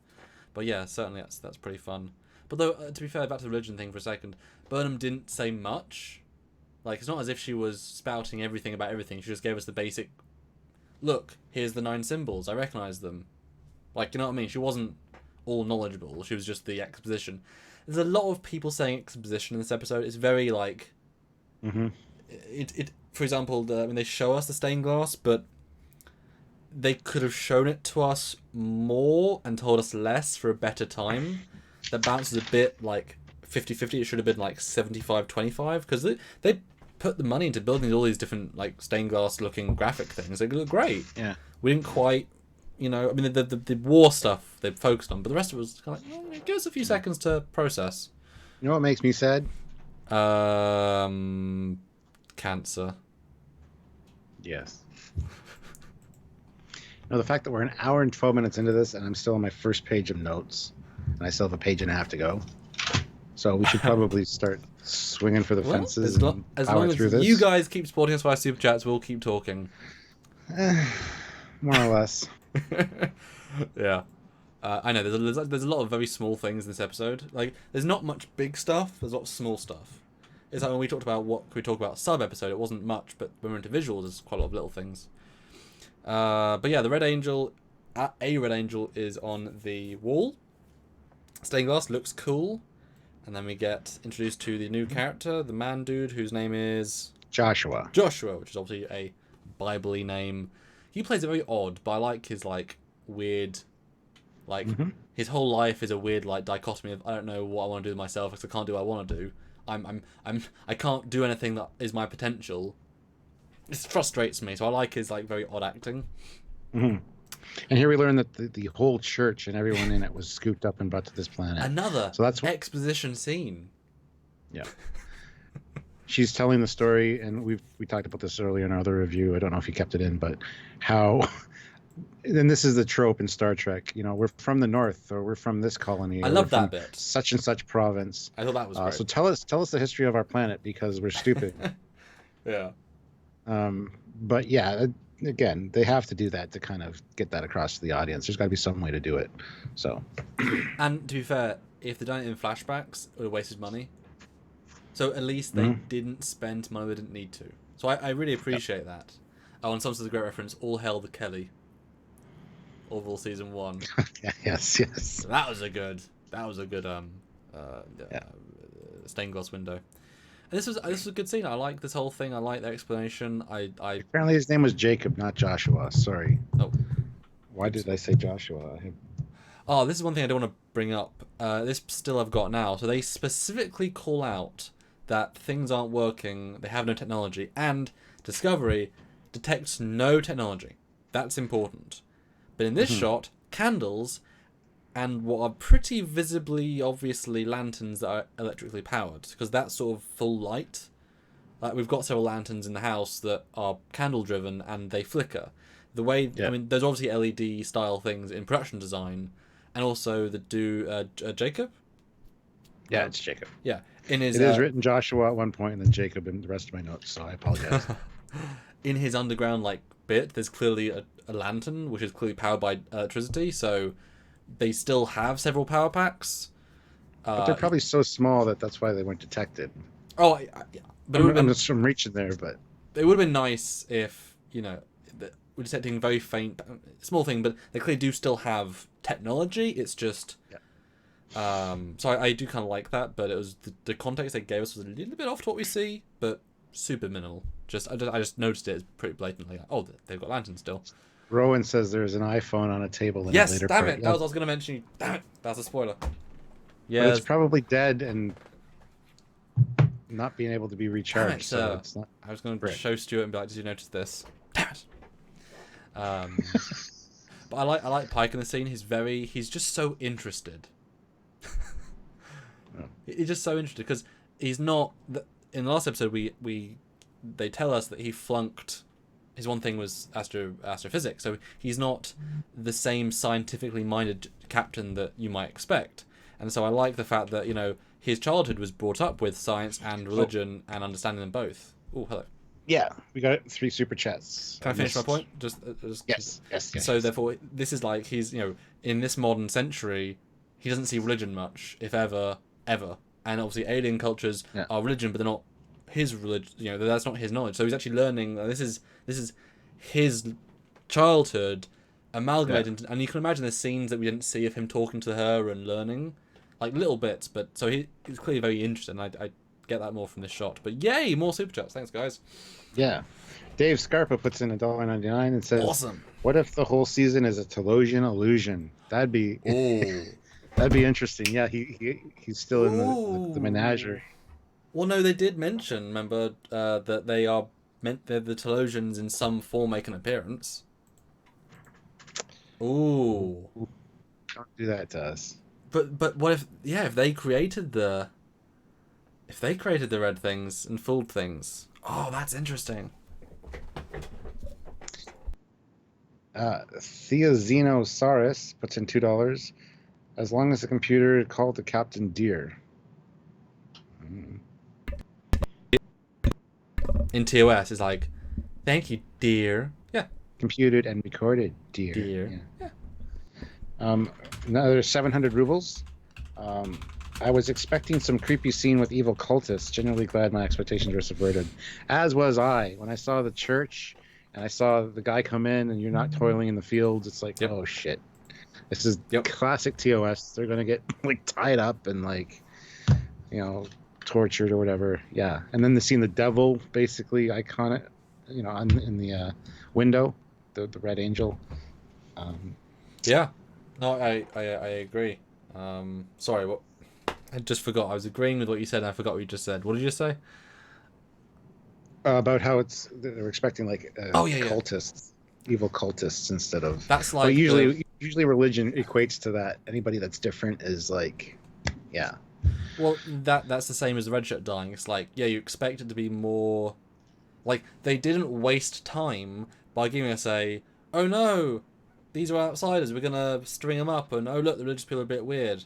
No, just people. Well, it's great. We didn't waste any time. It was a nice. We had a lot of B plot to go through, but yeah, I mean, Star Trek should be positive, and this is a positive thing, Although I will say on record that I don't think they could combine all religions because most of them they only work by themselves. That's kind of the point. You can't. The Quran is the last revelation from God. Therefore, you can't include is a Mormonism's include. You can't really do. All religions are exactly the same. Don't be a dick. That's all religion. Humans should be the same.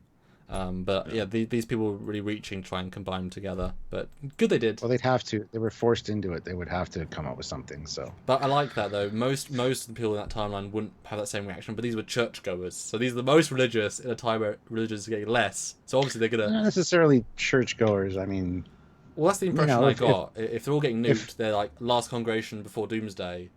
You don't have to be a churchgoer though. If you're getting nuked, you probably want to go into a church just to, hopefully, But you know what I mean. I like the idea of them being like the most religious of that time period. So they obviously all had to believe. They all had to find a way of coexisting because I thought that was actually kind of interesting.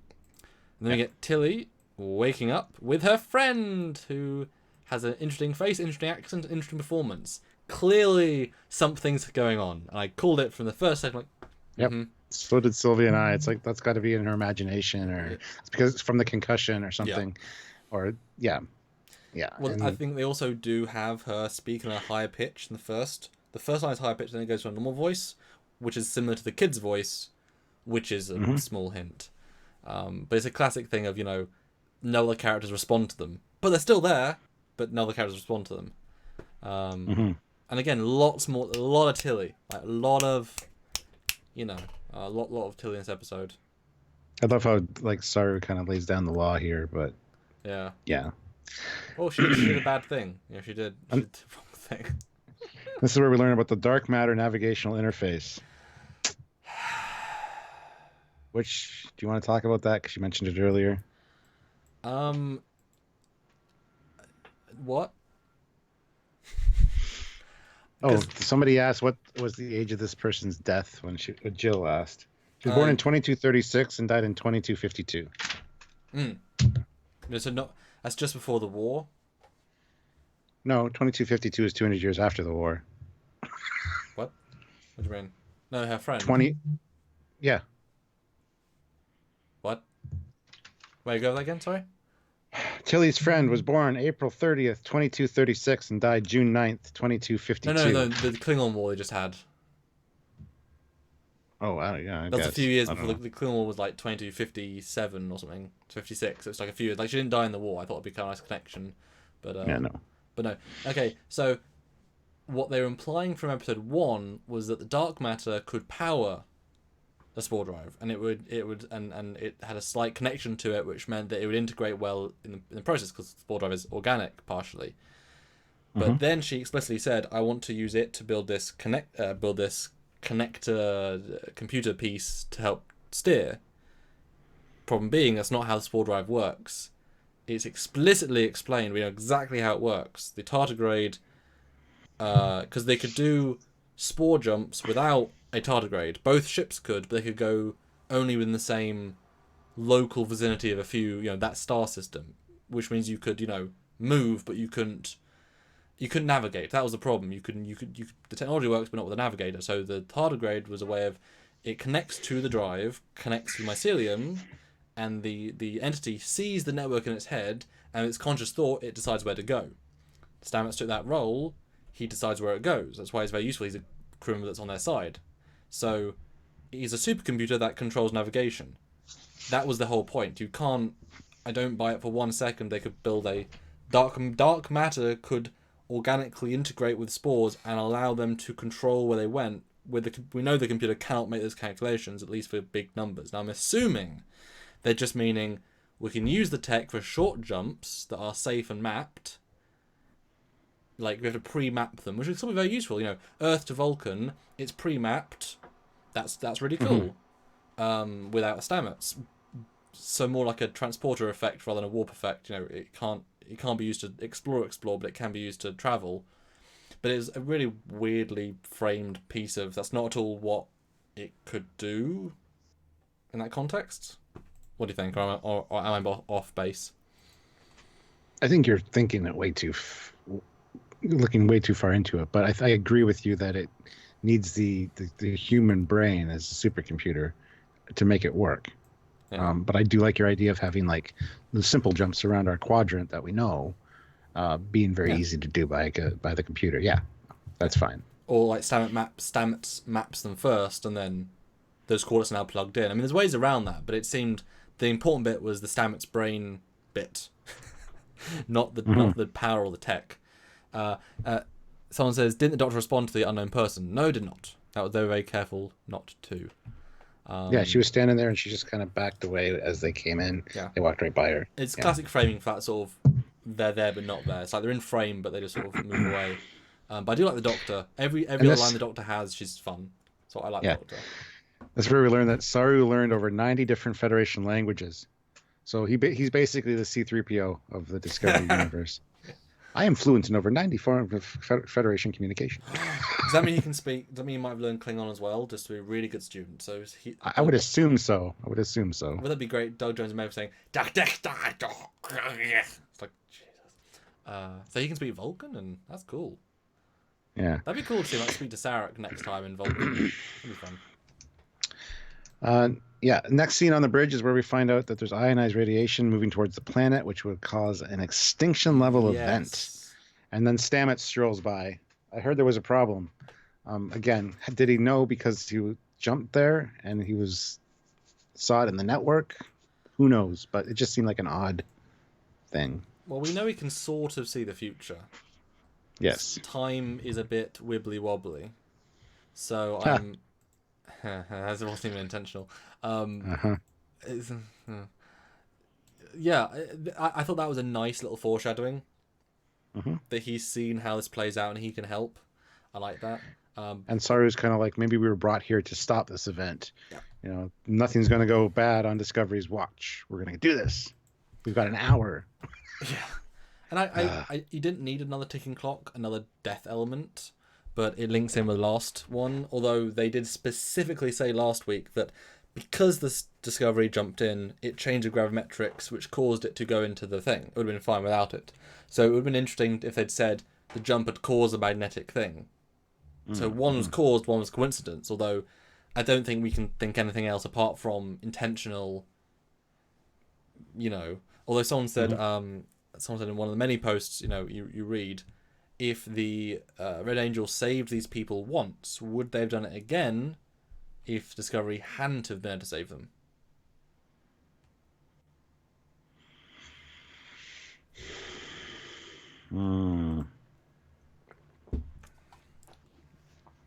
Got me, man. Got me.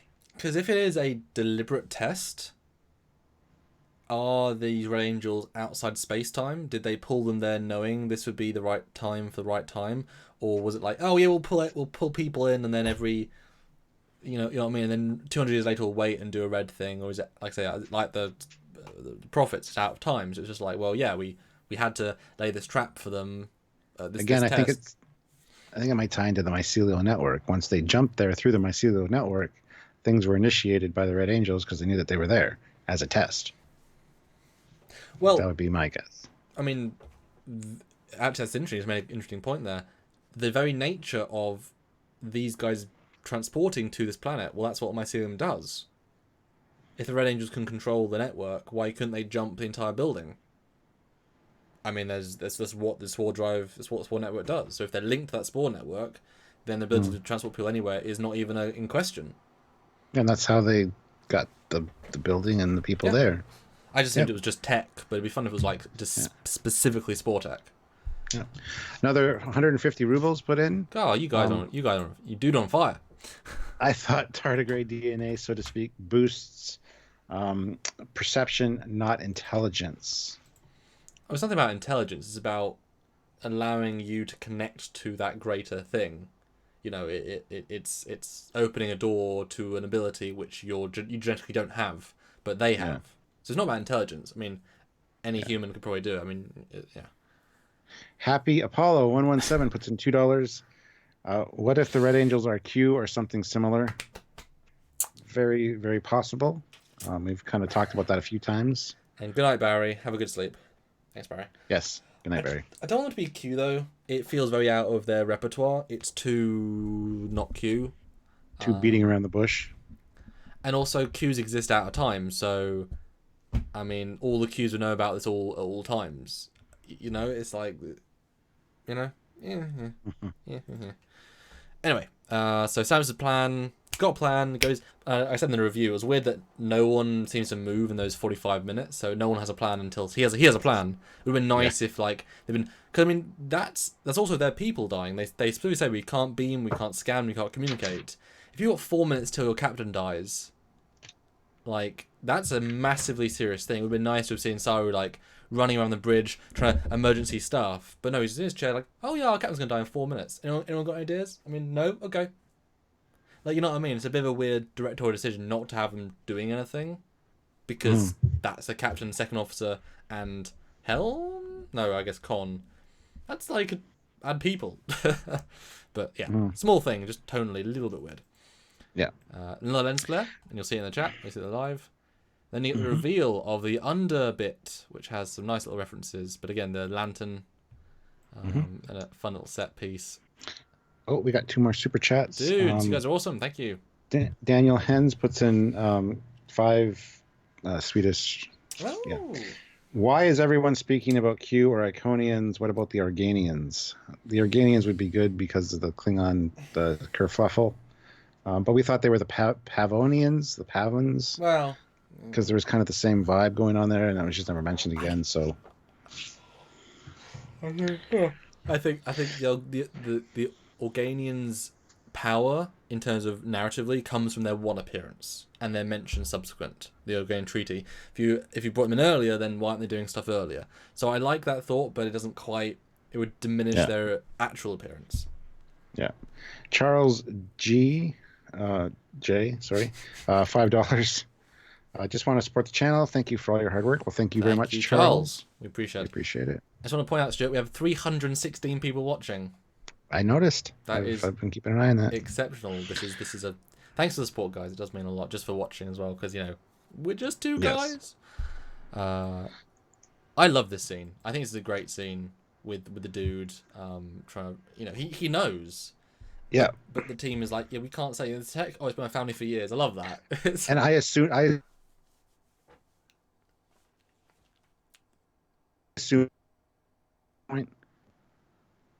You're back. Okay, I'm back. I assume that Michael would pipe up here and be like, "Yeah, we are from Earth," because she don't have her attitude up to this point. Her character. But I love how she kind of bites her tongue and realizes that she's got to follow Pike's lead, which gets paid off later when she talks to Pike. But so I was appreciative of that. Her character is actually learning and developing, which is a good thing. But I really expected her to jump in, and I was going to be like, "Oh." To be the classic know-it-all. It's like, Captain, you have real experience compared to me. I know better. Because Pike is a better captain and more experienced than Giorgio. Like she learned from Giorgio, but Pike is like one level up in her as a mentor. So listen to Pike. He knows what he's talking about. It was a good thing for her to just follow orders, and it allowed Pike to be the one that had more presence in these scenes, which is important because he would. That's why I just wish Washington had more to do, because then it would have been a nice trio. It was very much like Pike and then a bit of Burnham and then. Yeah, I like how Jacob here is like, I saw the red burst in the sky. That was your ship, right? So it ties in that red burst that they saw from the planet. Yeah. Which is weird. No one else mentions that, because you would think they would all think, look, an angel from that would be a thing to mention. On this day, one day after the heavens opened up and an angel appeared. It's like it's weird they didn't mention that earlier. Yeah. Got another super chat of $1.99. Thank you. The Red Angel was going to save Michael Burnham before Pike arrived. Well, we don't know. We really don't know. Yeah, it was just a vision of that. And we also got another super chat of $10 from Frank Black. Oh, wow. Dude. No comment. So Frank, thank you very much, Frank. That makes a massive difference. Is that Lance Hendrickson on his... Yeah, it is. Yeah. I met him, actually, at a recent convention. He told her he swears, but in such a granddad fun way. She's just like, I've been around this business a long time. Talked about his Terminator, how he got the role, and just he loves his career. He loves the stuff he's done.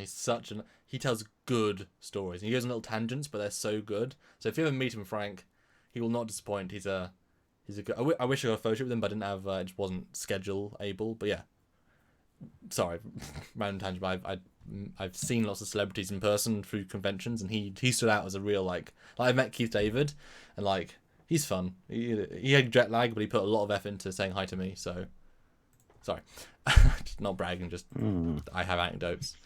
But yeah, I like this scene because also Jacob flashbangs him. Yeah, didn't see that coming. That was nice. And then locks him in the. And I love how it's the other girl. I forget her name now, but she's the one that gets them out, not Burnham.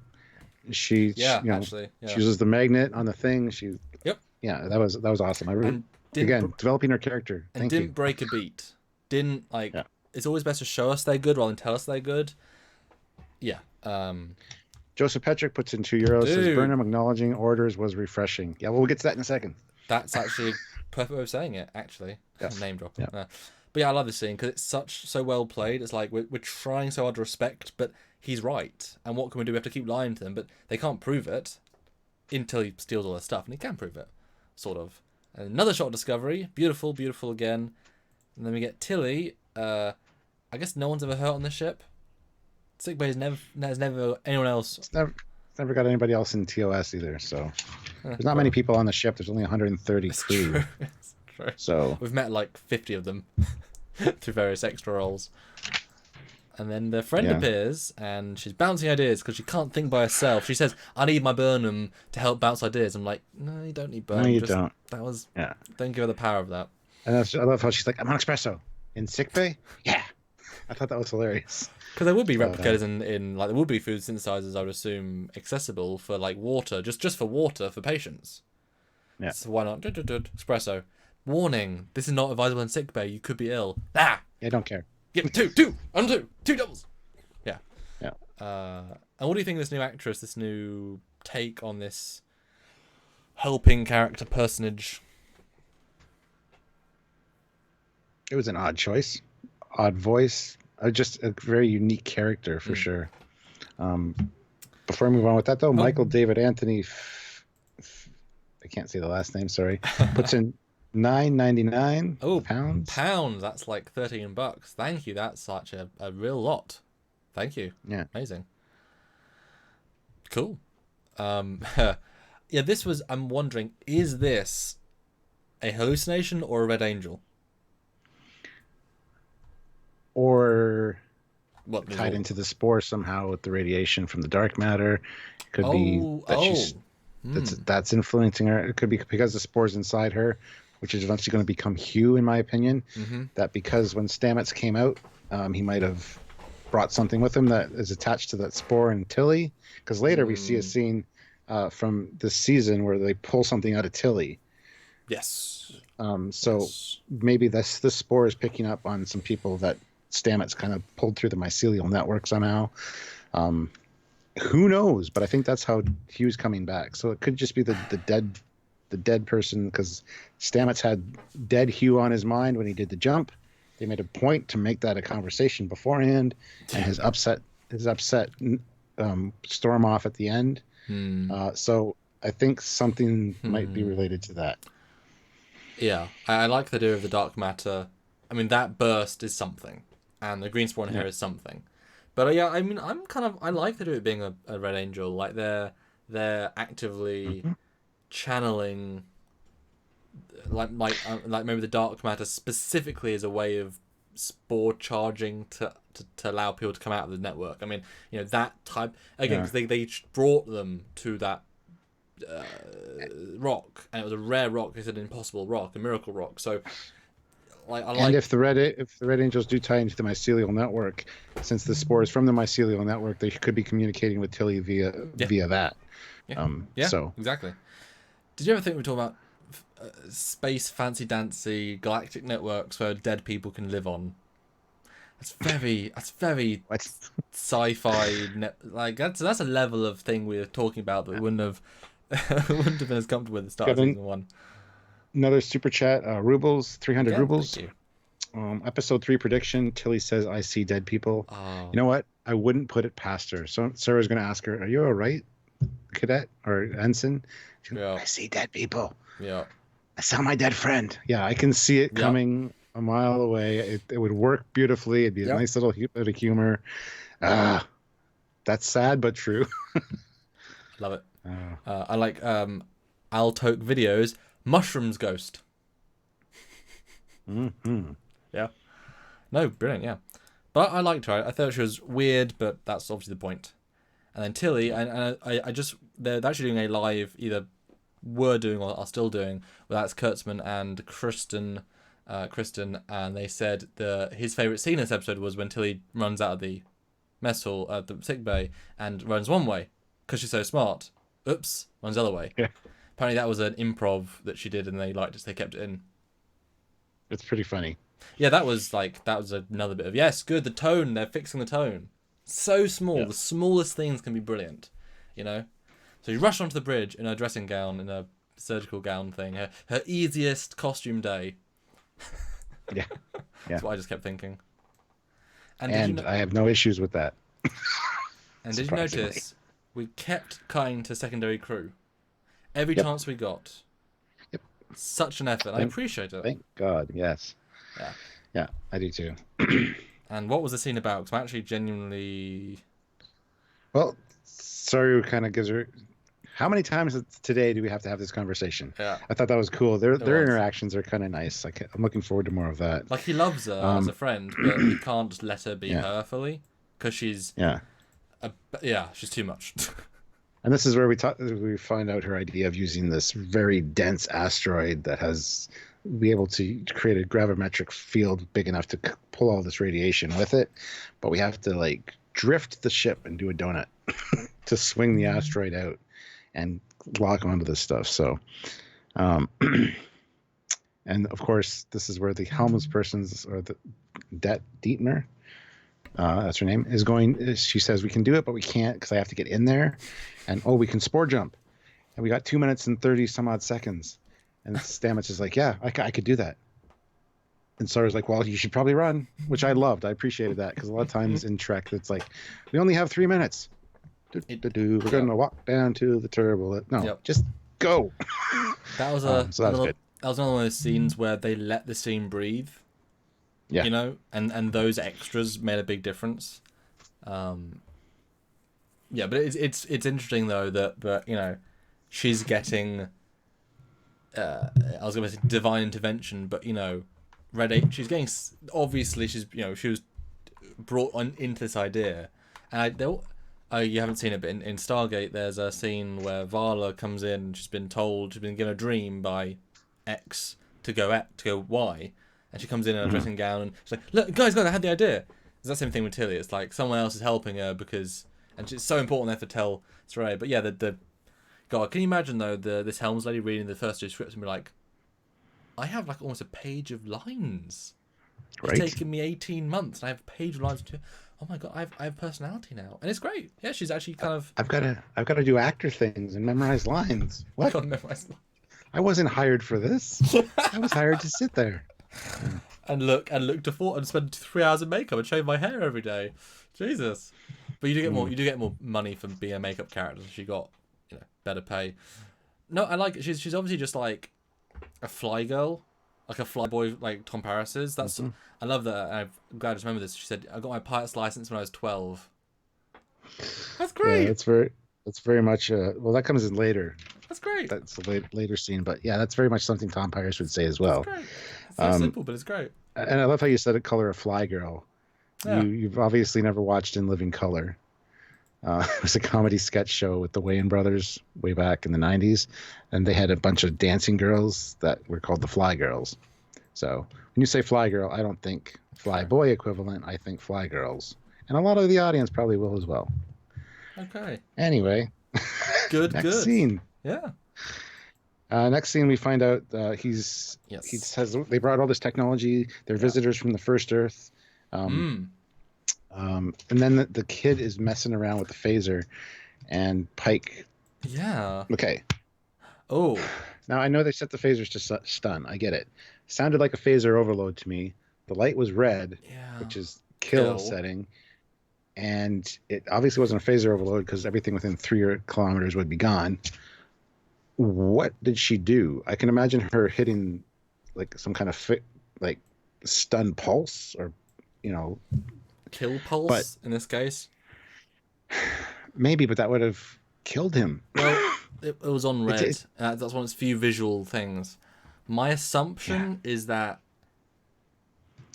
it shot the ground and the energy bounce back hurt him. Well, it looked like it was sideways when he landed when I was watching it, but because you're right. I mean, if the things kill, he should be dead, and his burns are pretty. And they say he's going to die.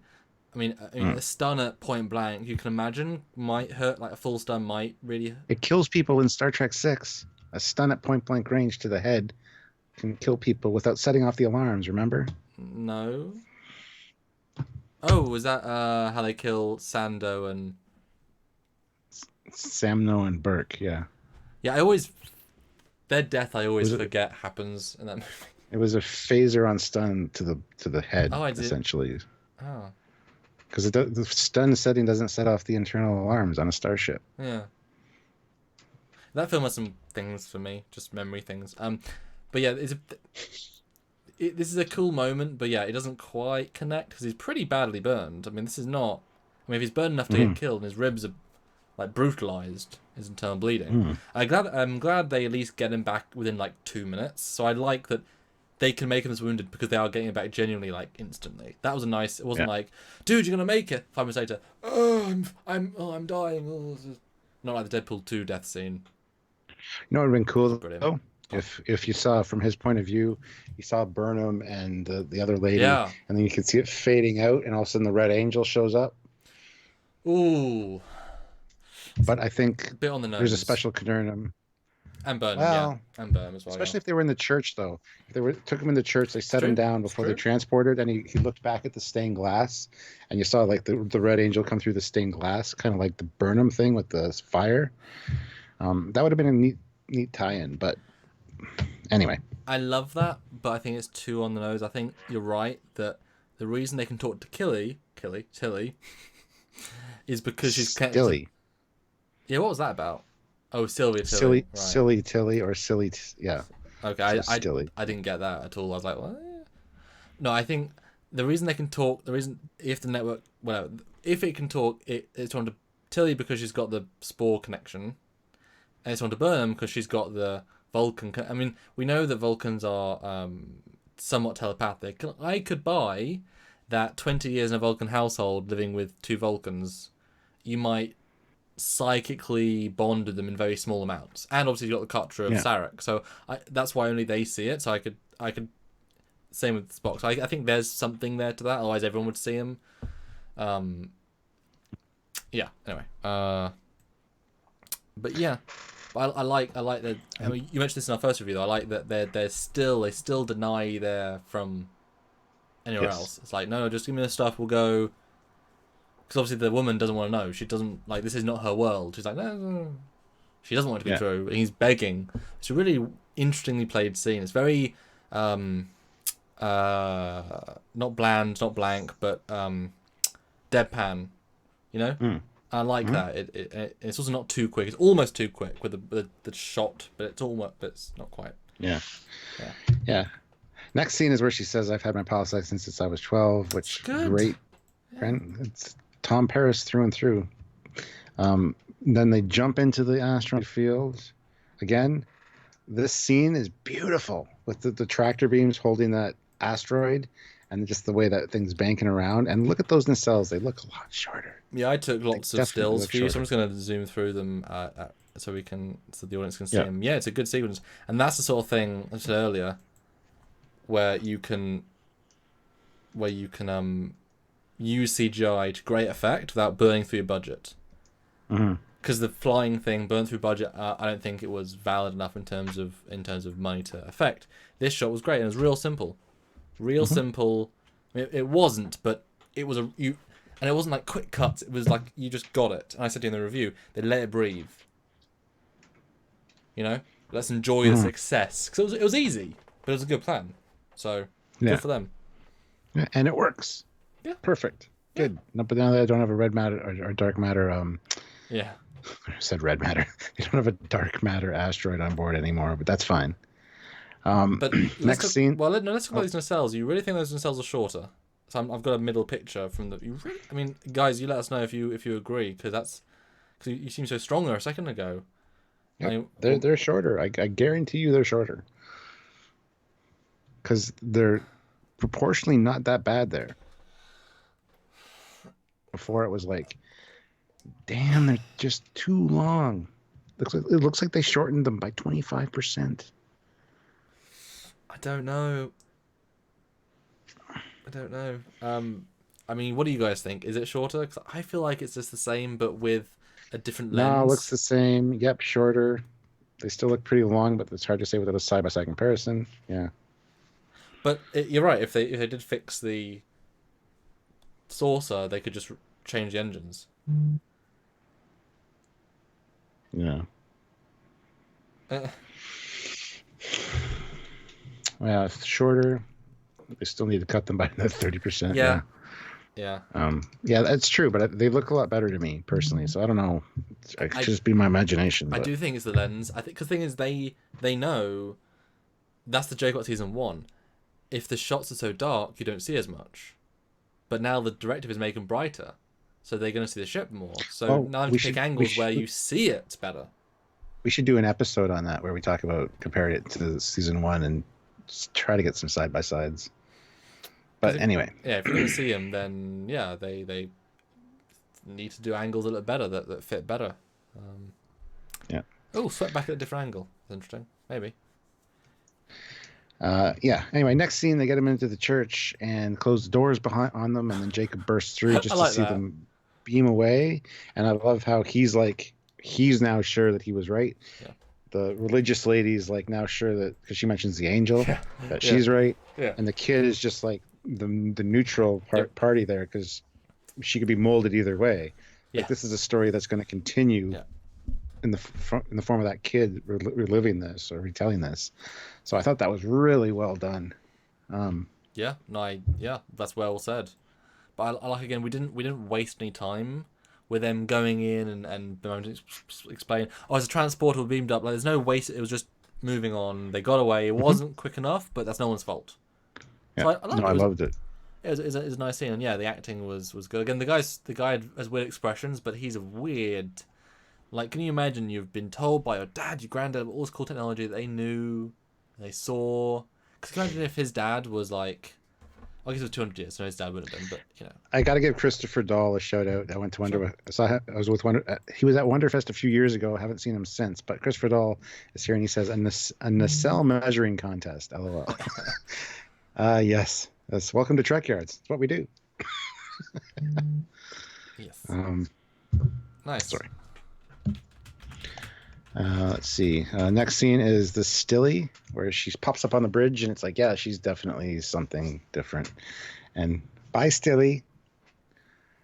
Very cute, very interesting scene. But then it cuts right to the sick bay, and we got the broken ribs. You're going to be sore for a few days. Your ribs are going to feel like a xylophone in a Klingon marching band. Yeah. Really? It's this doctor makes an impression.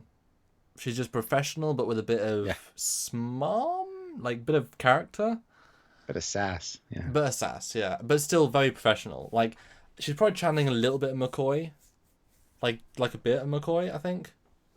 But yeah, she's great. She's actually got. It's sad. She's got more personality than the side characters had last season. Within 2 appearances, I think she was in season 1 too. I think she was the same lady, and I can't be sure. But we had a lady who was the doctor, and let's see, after Hugh died.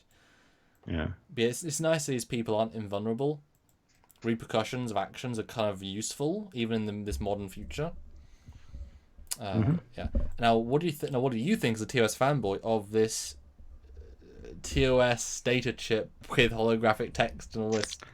I loved it. I thought as soon as I saw that, I'm like, that's cool. That's a great reimagining of TOS tech that still looks the same, but is visually enhanced. Yes. Which is what we've been saying for 2.5 years. You take the same basic shape, but so it's visible from a distance, but then you reverse engineer its purpose, its style. Even the pad she puts it in. Yeah, sorry. Yeah, even the pad she puts it into is like the TOS pad that they always hand the captain. So this is where we find out her name is Ahern May. Again, born April 30th, 2236, and died June 9th, 2252. They were at class together, 2247. That's what it says. Musk Junior High. I thought that was a fun little reference. It's teeny, but it's fun. Bryant Fuller puts in $2. Thank you very much, with no comment. I always think Brian Fuller. Brian Fuller's here. You screwed up, Trek boy. And Tim says check PayPal. So.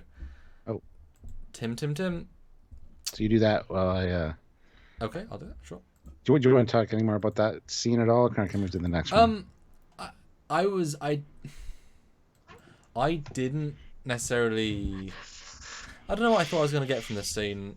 It's interesting that she's dead. I didn't think she was going to be dead. Well, it's going to pay off in the next episode because she's going to have to deal with this. So. I thought she was just assuming she was a crew member that she didn't know. So I was interested they went the full route of, no, I see dead people. And until his Well, face... as soon as she said that, as soon as the computer said she wasn't on board, I'm like, I bet you she's dead. Yeah. That's what I said to Sylvia. And yeah. Yeah, that was, or like she never existed. I was expecting that more cliche of, there is no one by that name. What? Check all the historical database. There's no one at all by that name. It's like, what? But no, it was a different sort of take. Another great shot of the conference room, which is, like I said, just a redress of Thing's quarters. Much more interesting. This first part is awesome. Burnham walks in. Of course, he's got his sore ribs. He's like, "Don't make me laugh." He's like, "I was raised on Vulcan. We don't do funny." That was just perfect. Perfect humor, perfect dry wit. Made him laugh. Beautiful. She's Character learning. development, guys. She's becoming nicer. She's becoming more approachable. I've never liked her character, and they're softening her up a little bit. So, yes, please do. They're making her a person. It's important. Yeah. Oh, we have... I don't know if you read this already, but William Fine, $10 Canadian. Also, $5 Canadian from William Fine again. Jesus. And then... Not all William... Oh, is it... What? I'm confused. There's some PayPal? Yeah, all three are from William Fine. I'm confused. William Fine sent us lots of Canadian dollars. 20. Thanks? Thank you. I don't see a Tim Theo, but I'm confused, but thanks. And we also have Adam Boots just threw £2 in. He says the CGI ship nacelles match the Eagle Moss model, which means they're too long then, because the Eagle Moss model is too long. Yeah, they just shot it in a better way. They know how to treat it. I mean, we know internally that it was hard to work with Discovery to make it look good from certain angles. I mean, like the Enterprise D, in the model shots they use like 7 angles, but not too many other ones, because like sometimes it just doesn't work. Sometimes it doesn't. But yeah, I like the scene. Again, Pike is great. He's human here. He's injured. He's resting. He's not in uniform, which we don't see that much of. I'm gonna be honest. Although a bit more in this episode, I guess. William Fine is Tim Theo. Apparently, he asked a question that we didn't see. So I'll try to find that. Okay, that explains it. I don't hate her. I just dislike her. But you can see, Tim, why the confusion's there. Pretty much it. Because it's radically different names. Well, thank you for the $20 million. That goes towards our... Random question, but it's related to the donut maneuver. How come Star Trek ships can go forward and back in space, but never up and down? Should Star Trek ships show more maneuverability on show? They do go up and down, though. Like Z minus 10,000 meters. You see the Enterprise, because Khan has two-dimensional thinking. You do see them do that. Yeah, I was about to say Sonic 2. Just not very often. And there's a video out there on YouTube called Star Trek Newtonian. Like, oh my god, Newtonian physics, where you see a ship doing barrel rolls, and much like Doug Drexler did for the In Harm's special Way. effects for James, for In Harm's Way, which sure, it's interesting, but I like them. They're fun. So there are canon instances of, especially in it. Star Trek 2 is the perfect one. Oh. Z minus 10,000 meters, and you see the ship drop. And do you remember the Hathaway, a stargazer, as it goes down and goes... the war game with Enterprise D, it just goes down. Yeah? Mm-hmm. There are a few. I mean, it's tricky with the model, because it's like, it's a whole different axis. And Joseph Petrick puts in €2 and says, Tilly did donut maneuvers herself since season 1. Sorry. Oh. Donut, don't, like... Well, you can order whatever you want from the replica thing, so... I love this window shot, though. Yes. So simple, but so effective. Mm-hmm. This is a great conversation in general, where she's like... I finally realized that following orders, when I know what happens when I don't follow my captain's orders, there are repercussions. Yeah. I love that she's growing and learning that she needs to keep her mouth shut and listen to the captain. She should know this already, considering how long she was a commander with. You can tell though that her and Georgia had a very specific relationship, mother and daughter. So you can tell that Georgia let her get away with murder. You know what I mean? Mm-hmm. It's not a health. It was a nice thing. It wasn't a healthy command relationship. It clearly wasn't. And so it's like you could argue that Trip and Archer weren't necessarily a healthy relationship, in the sense that if push comes to shove, it's like his best friend. Is that really good to be in, to be in this position of command. So yeah, Burnham, she's not the end all be all. She does not know it all. She doesn't. She's one person, and Starfleet didn't give her a captaincy. She's lucky they didn't demote her heavily when they did. They took away a rank, and she got rank back. But yeah, it's good. They should be people. They shouldn't just be supermen. None of them. Kirk wasn't Superman. Kirk was actually very flawed. Very flawed. Yeah. Well, this was just an interesting conversation. In fact, that she talked him into doing it, because he's been spouting General Order 1 since the beginning and how they're pre-warp, and which I don't really agree with necessarily. They are from Earth, so. But I'm thinking, who else would do this captain-wise? I know Archer would for sure. Kirk likely would. Well, do what? Give us a briefing of what he does first, then you can go into who would. Oh, well, when he goes down and talks to Jacob, they obviously know that. They watched the episode. Well, But yeah, he has a great conversation with Jacob, and I think that's something that Kirk would do. I could definitely see him doing. Archer certainly, more so than Kirk. But the Prime Director wasn't around back then. And someone else the episodes, the first one was directed by Alex Kurtzman, the second one by Jonathan Frakes, which is this one. Yes. So no, it wasn't both by Jonathan Frakes. That'd be cool if it was, but give him a whole season. Yeah.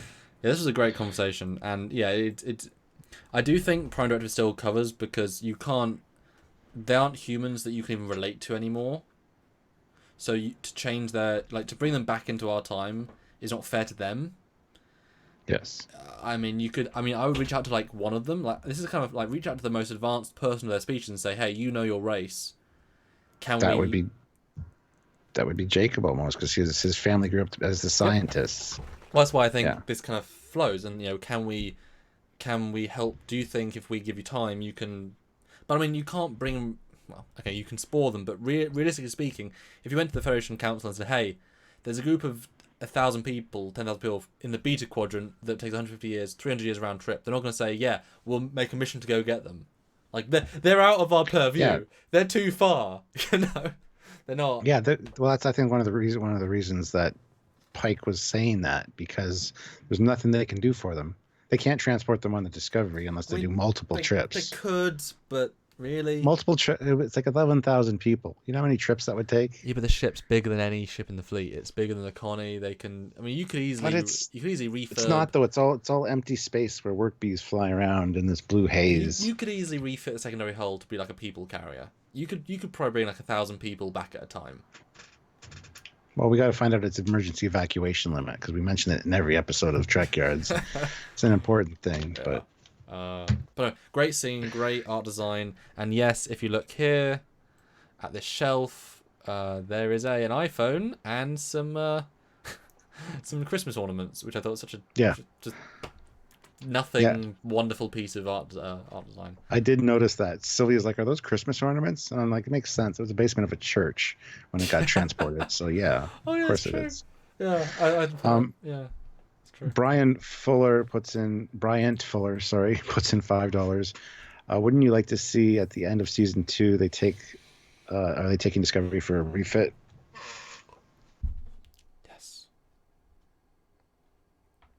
Yeah, show up to Earth dry dock with the Enterprise being refit with straight nacelles or straight struts, and Discovery goes in for a refit, and then beginning of season 3 it looks more TOS, maybe more TOS inspired nacelles. Yeah, well that's the thing. If Pike's Enterprise is refit again a little bit, and then just the new nacelles make sense. It's not a spore ship anymore, and we've learned about that. Yeah, give them the new Connie nacelles. Yeah, brilliant. I think it would look better than the current ones, and the ship isn't difficult to fix. It really isn't. 25%. Right. Sorry, I'm always. It's amazing how often that number genuinely is relevant to how things are off. That is a rule they use the entire show. You can tell. Anyway, great scene with Pike.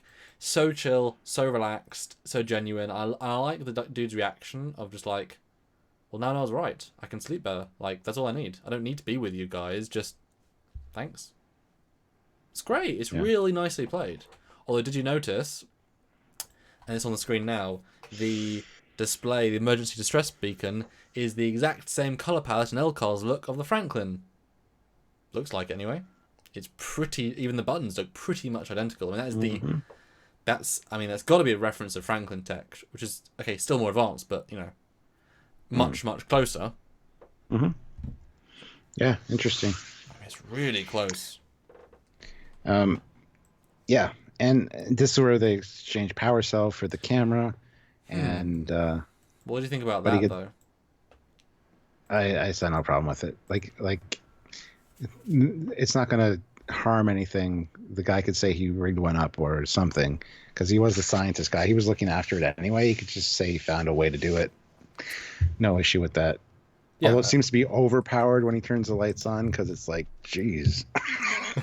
Well, they're not Turn used to those seeing down. it, are they? I mean, they're not used to seeing it. And that was I know it's a symbolic moment, light coming through the church. It was the whole thing.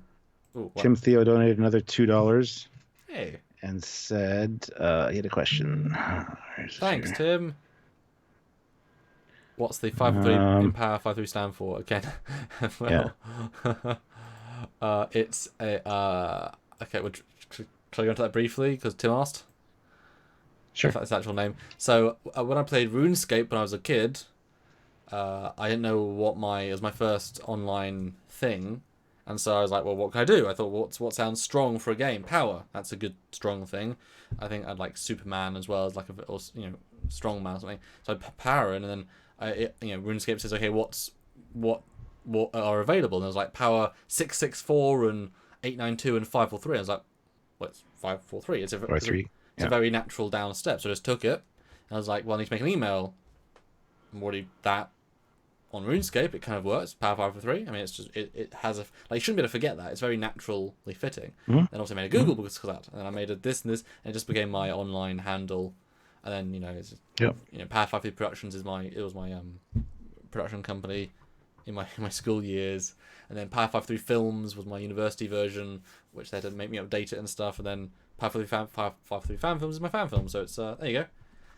Accidental / legacy. It's been my online. We've all got an online. What's your online handle if you had one? Like, what's your AOL or what was your handle? It's the name of our channel, unfortunately. Night Stalker 666. Night with a K because I like knights. I liked history, and I liked the stalking. No, I was a teenager. I was trying to be all. I was writing a vampire novel at the time, and the bad guy, his name was Night Stalker because he killed knights. It's a vampire that targeted night. Anyway, stupid, I know. And the 666 is just because Night Stalker's always taken.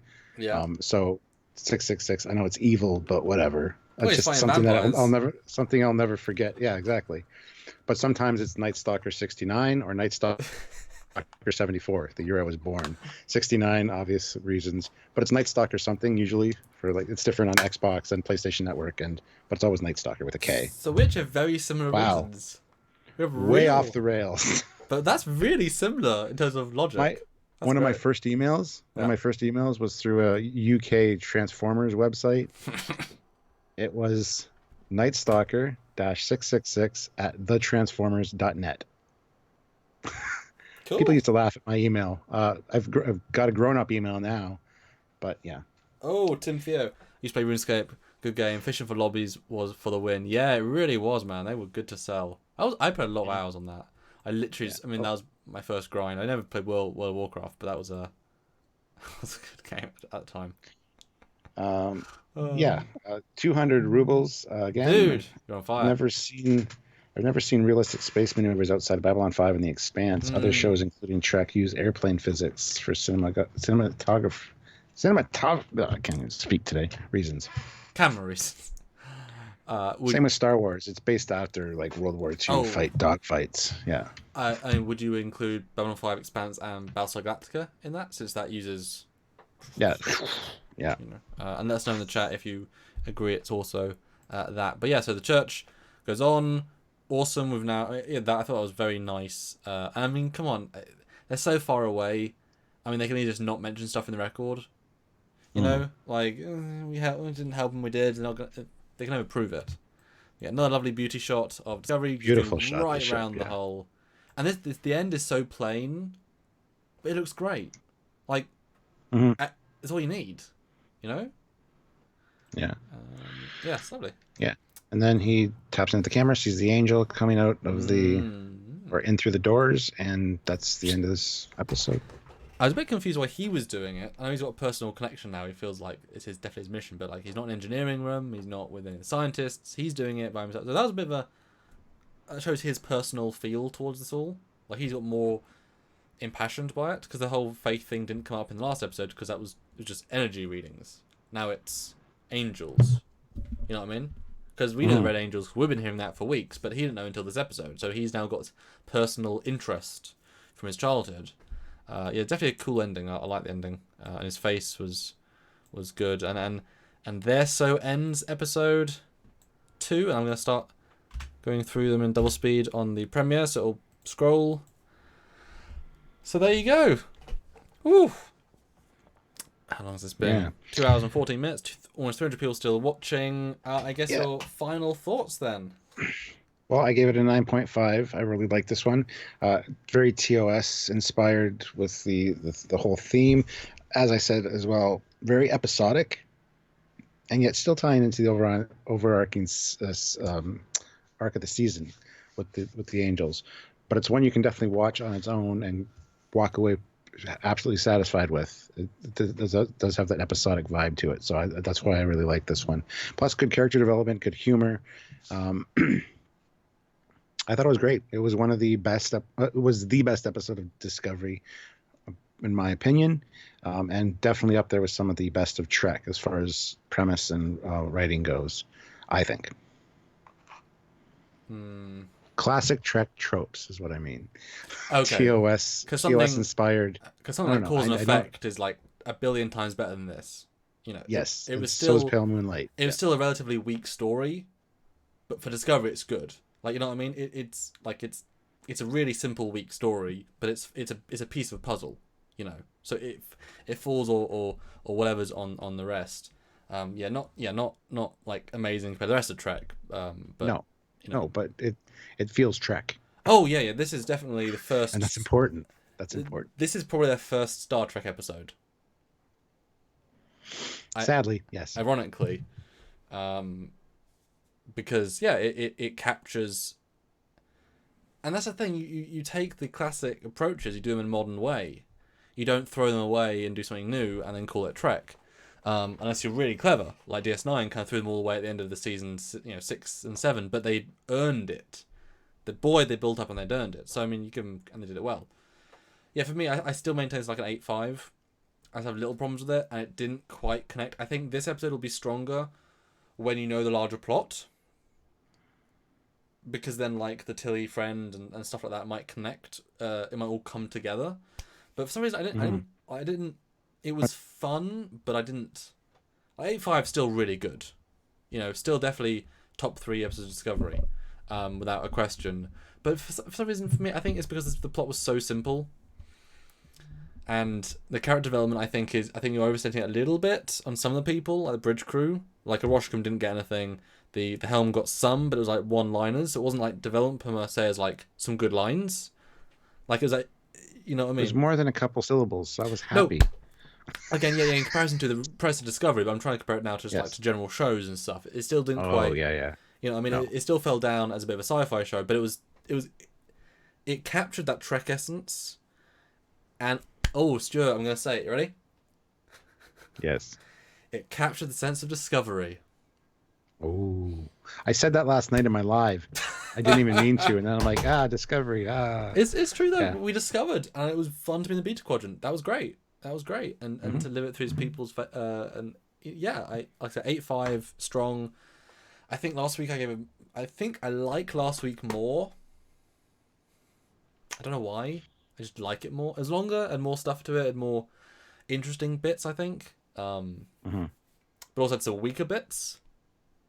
So I think this was a better medium. Last week had higher highs, lower lows. Does that make sense? Sure. So there we go. That's our review, guys. Let us know what you think and throw in any last super chat questions. And we will answer any last questions now. So we'll be Zarkon D. Grissom puts in $2 and says, "Why not do a Trek rating of generic sci-fi rating?" Oh, we've done this before with other reviews. 7 in general Trek, 6 or 7, like better than I average. give it a 7.5. Yeah. Better than average, not the best thing ever. Better than average. Definitely things you enjoyed watching these characters. Probably for the first time. Because last week was getting there, but I think you know what I mean. Like I enjoyed the stuff with the Helms person. I enjoyed the stuff with Pike and as an ensemble, much more ensemble piece.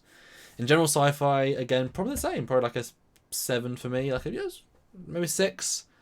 Because then things like Farscape just destroy it in terms of quality. Battlestar Galactica again just much better. Firefly much better written. I mean, but those are the best. You know what I mean? All the sci-fi, I'd probably give it a 6.5, 7. Still, yeah. Yeah. That's such a tricky question.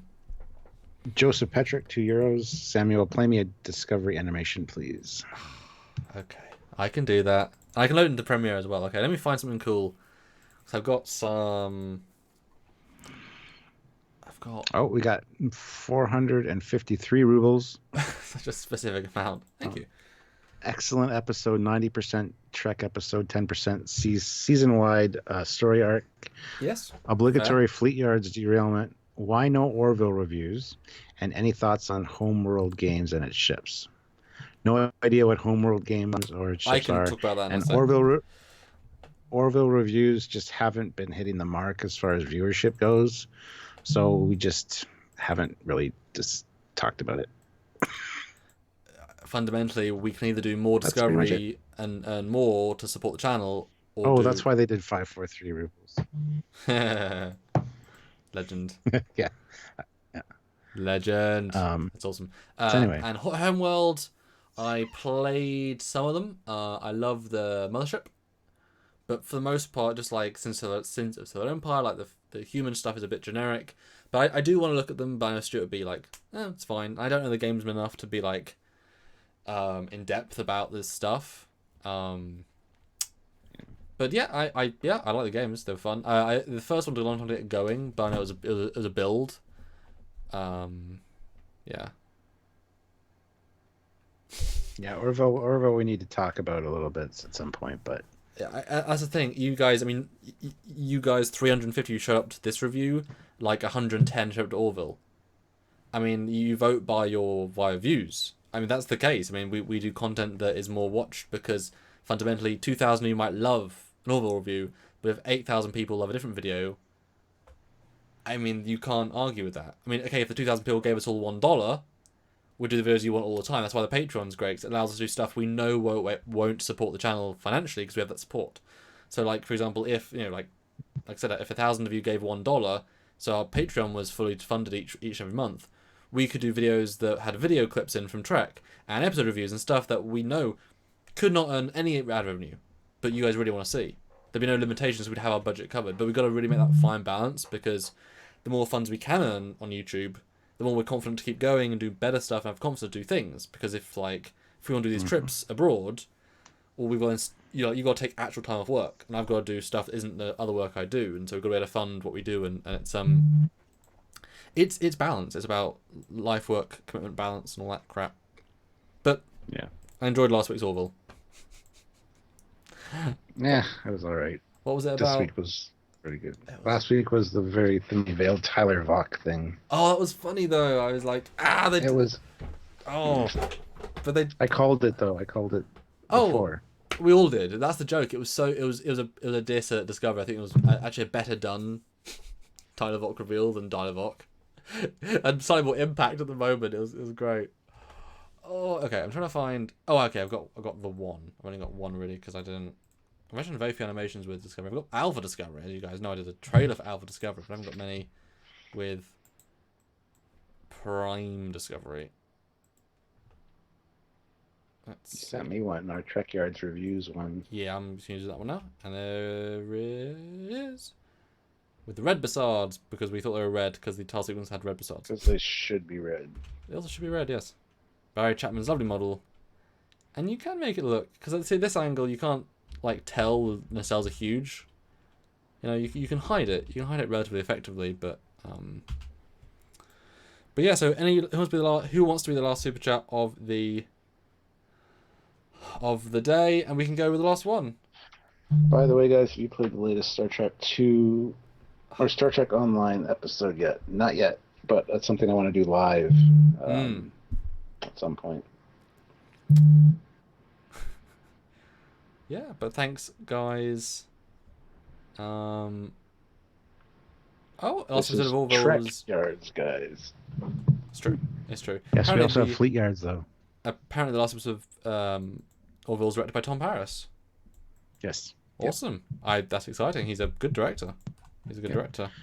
Tony Sussex puts in $1.99 and says, "Do you think we're going to see engineering?" I hope so. I think they're just converting the room that they had it in to be engineering, which is sad. Actually, yeah, that's probably what I'm going to do. I mean, it makes sense. I mean, it's the right size for engineering. They just need to add a warp core and stuff. I mean, you could do it. David Weber sent a PayPal. Ooh. And Smedley Do Right says Union Yards. We've just one of the there's actually there's a shipyard in Orville called Dockyard. So right, but again, you guys watched a lot less of that. So it's just Ming WT says that I'll really enjoy Tilly more in the game than on the show, so that's good. Tim Theo puts in $2. Last super chat, I win, and then a Russian friend puts in 157 rubles. If you do Orville reviews, announce live stream in advance, please. Yes, we always do. And to be fair, we might do like 4-episode review, like do a whole bunch. It'd be kind of fun. Do like a Saturday not we have Saturdays, but if we have a Saturday both free, just sit down, just like an Orville, 2 hours. Zachary Gibbons, Trekyards. Yeah, my phone for the longest time, if I was doing talk to text, would put in Trekyards. And I finally got it to start doing Trekyards. Yeah. But yeah, thanks guys. Thanks for 360 people watching. It's amazing. We will see you every day for little videos that will come out. And tomorrow we've got a guest on Trekyards. Obviously pre-recorded, but a fun, nice review. And you'll see us all throughout the week. And then we'll see you live again. You might do live the weekend. I'll be live. Or we'll be live during the week, and you'll see us standard sort of times. And thanks for the support. Makes a huge difference.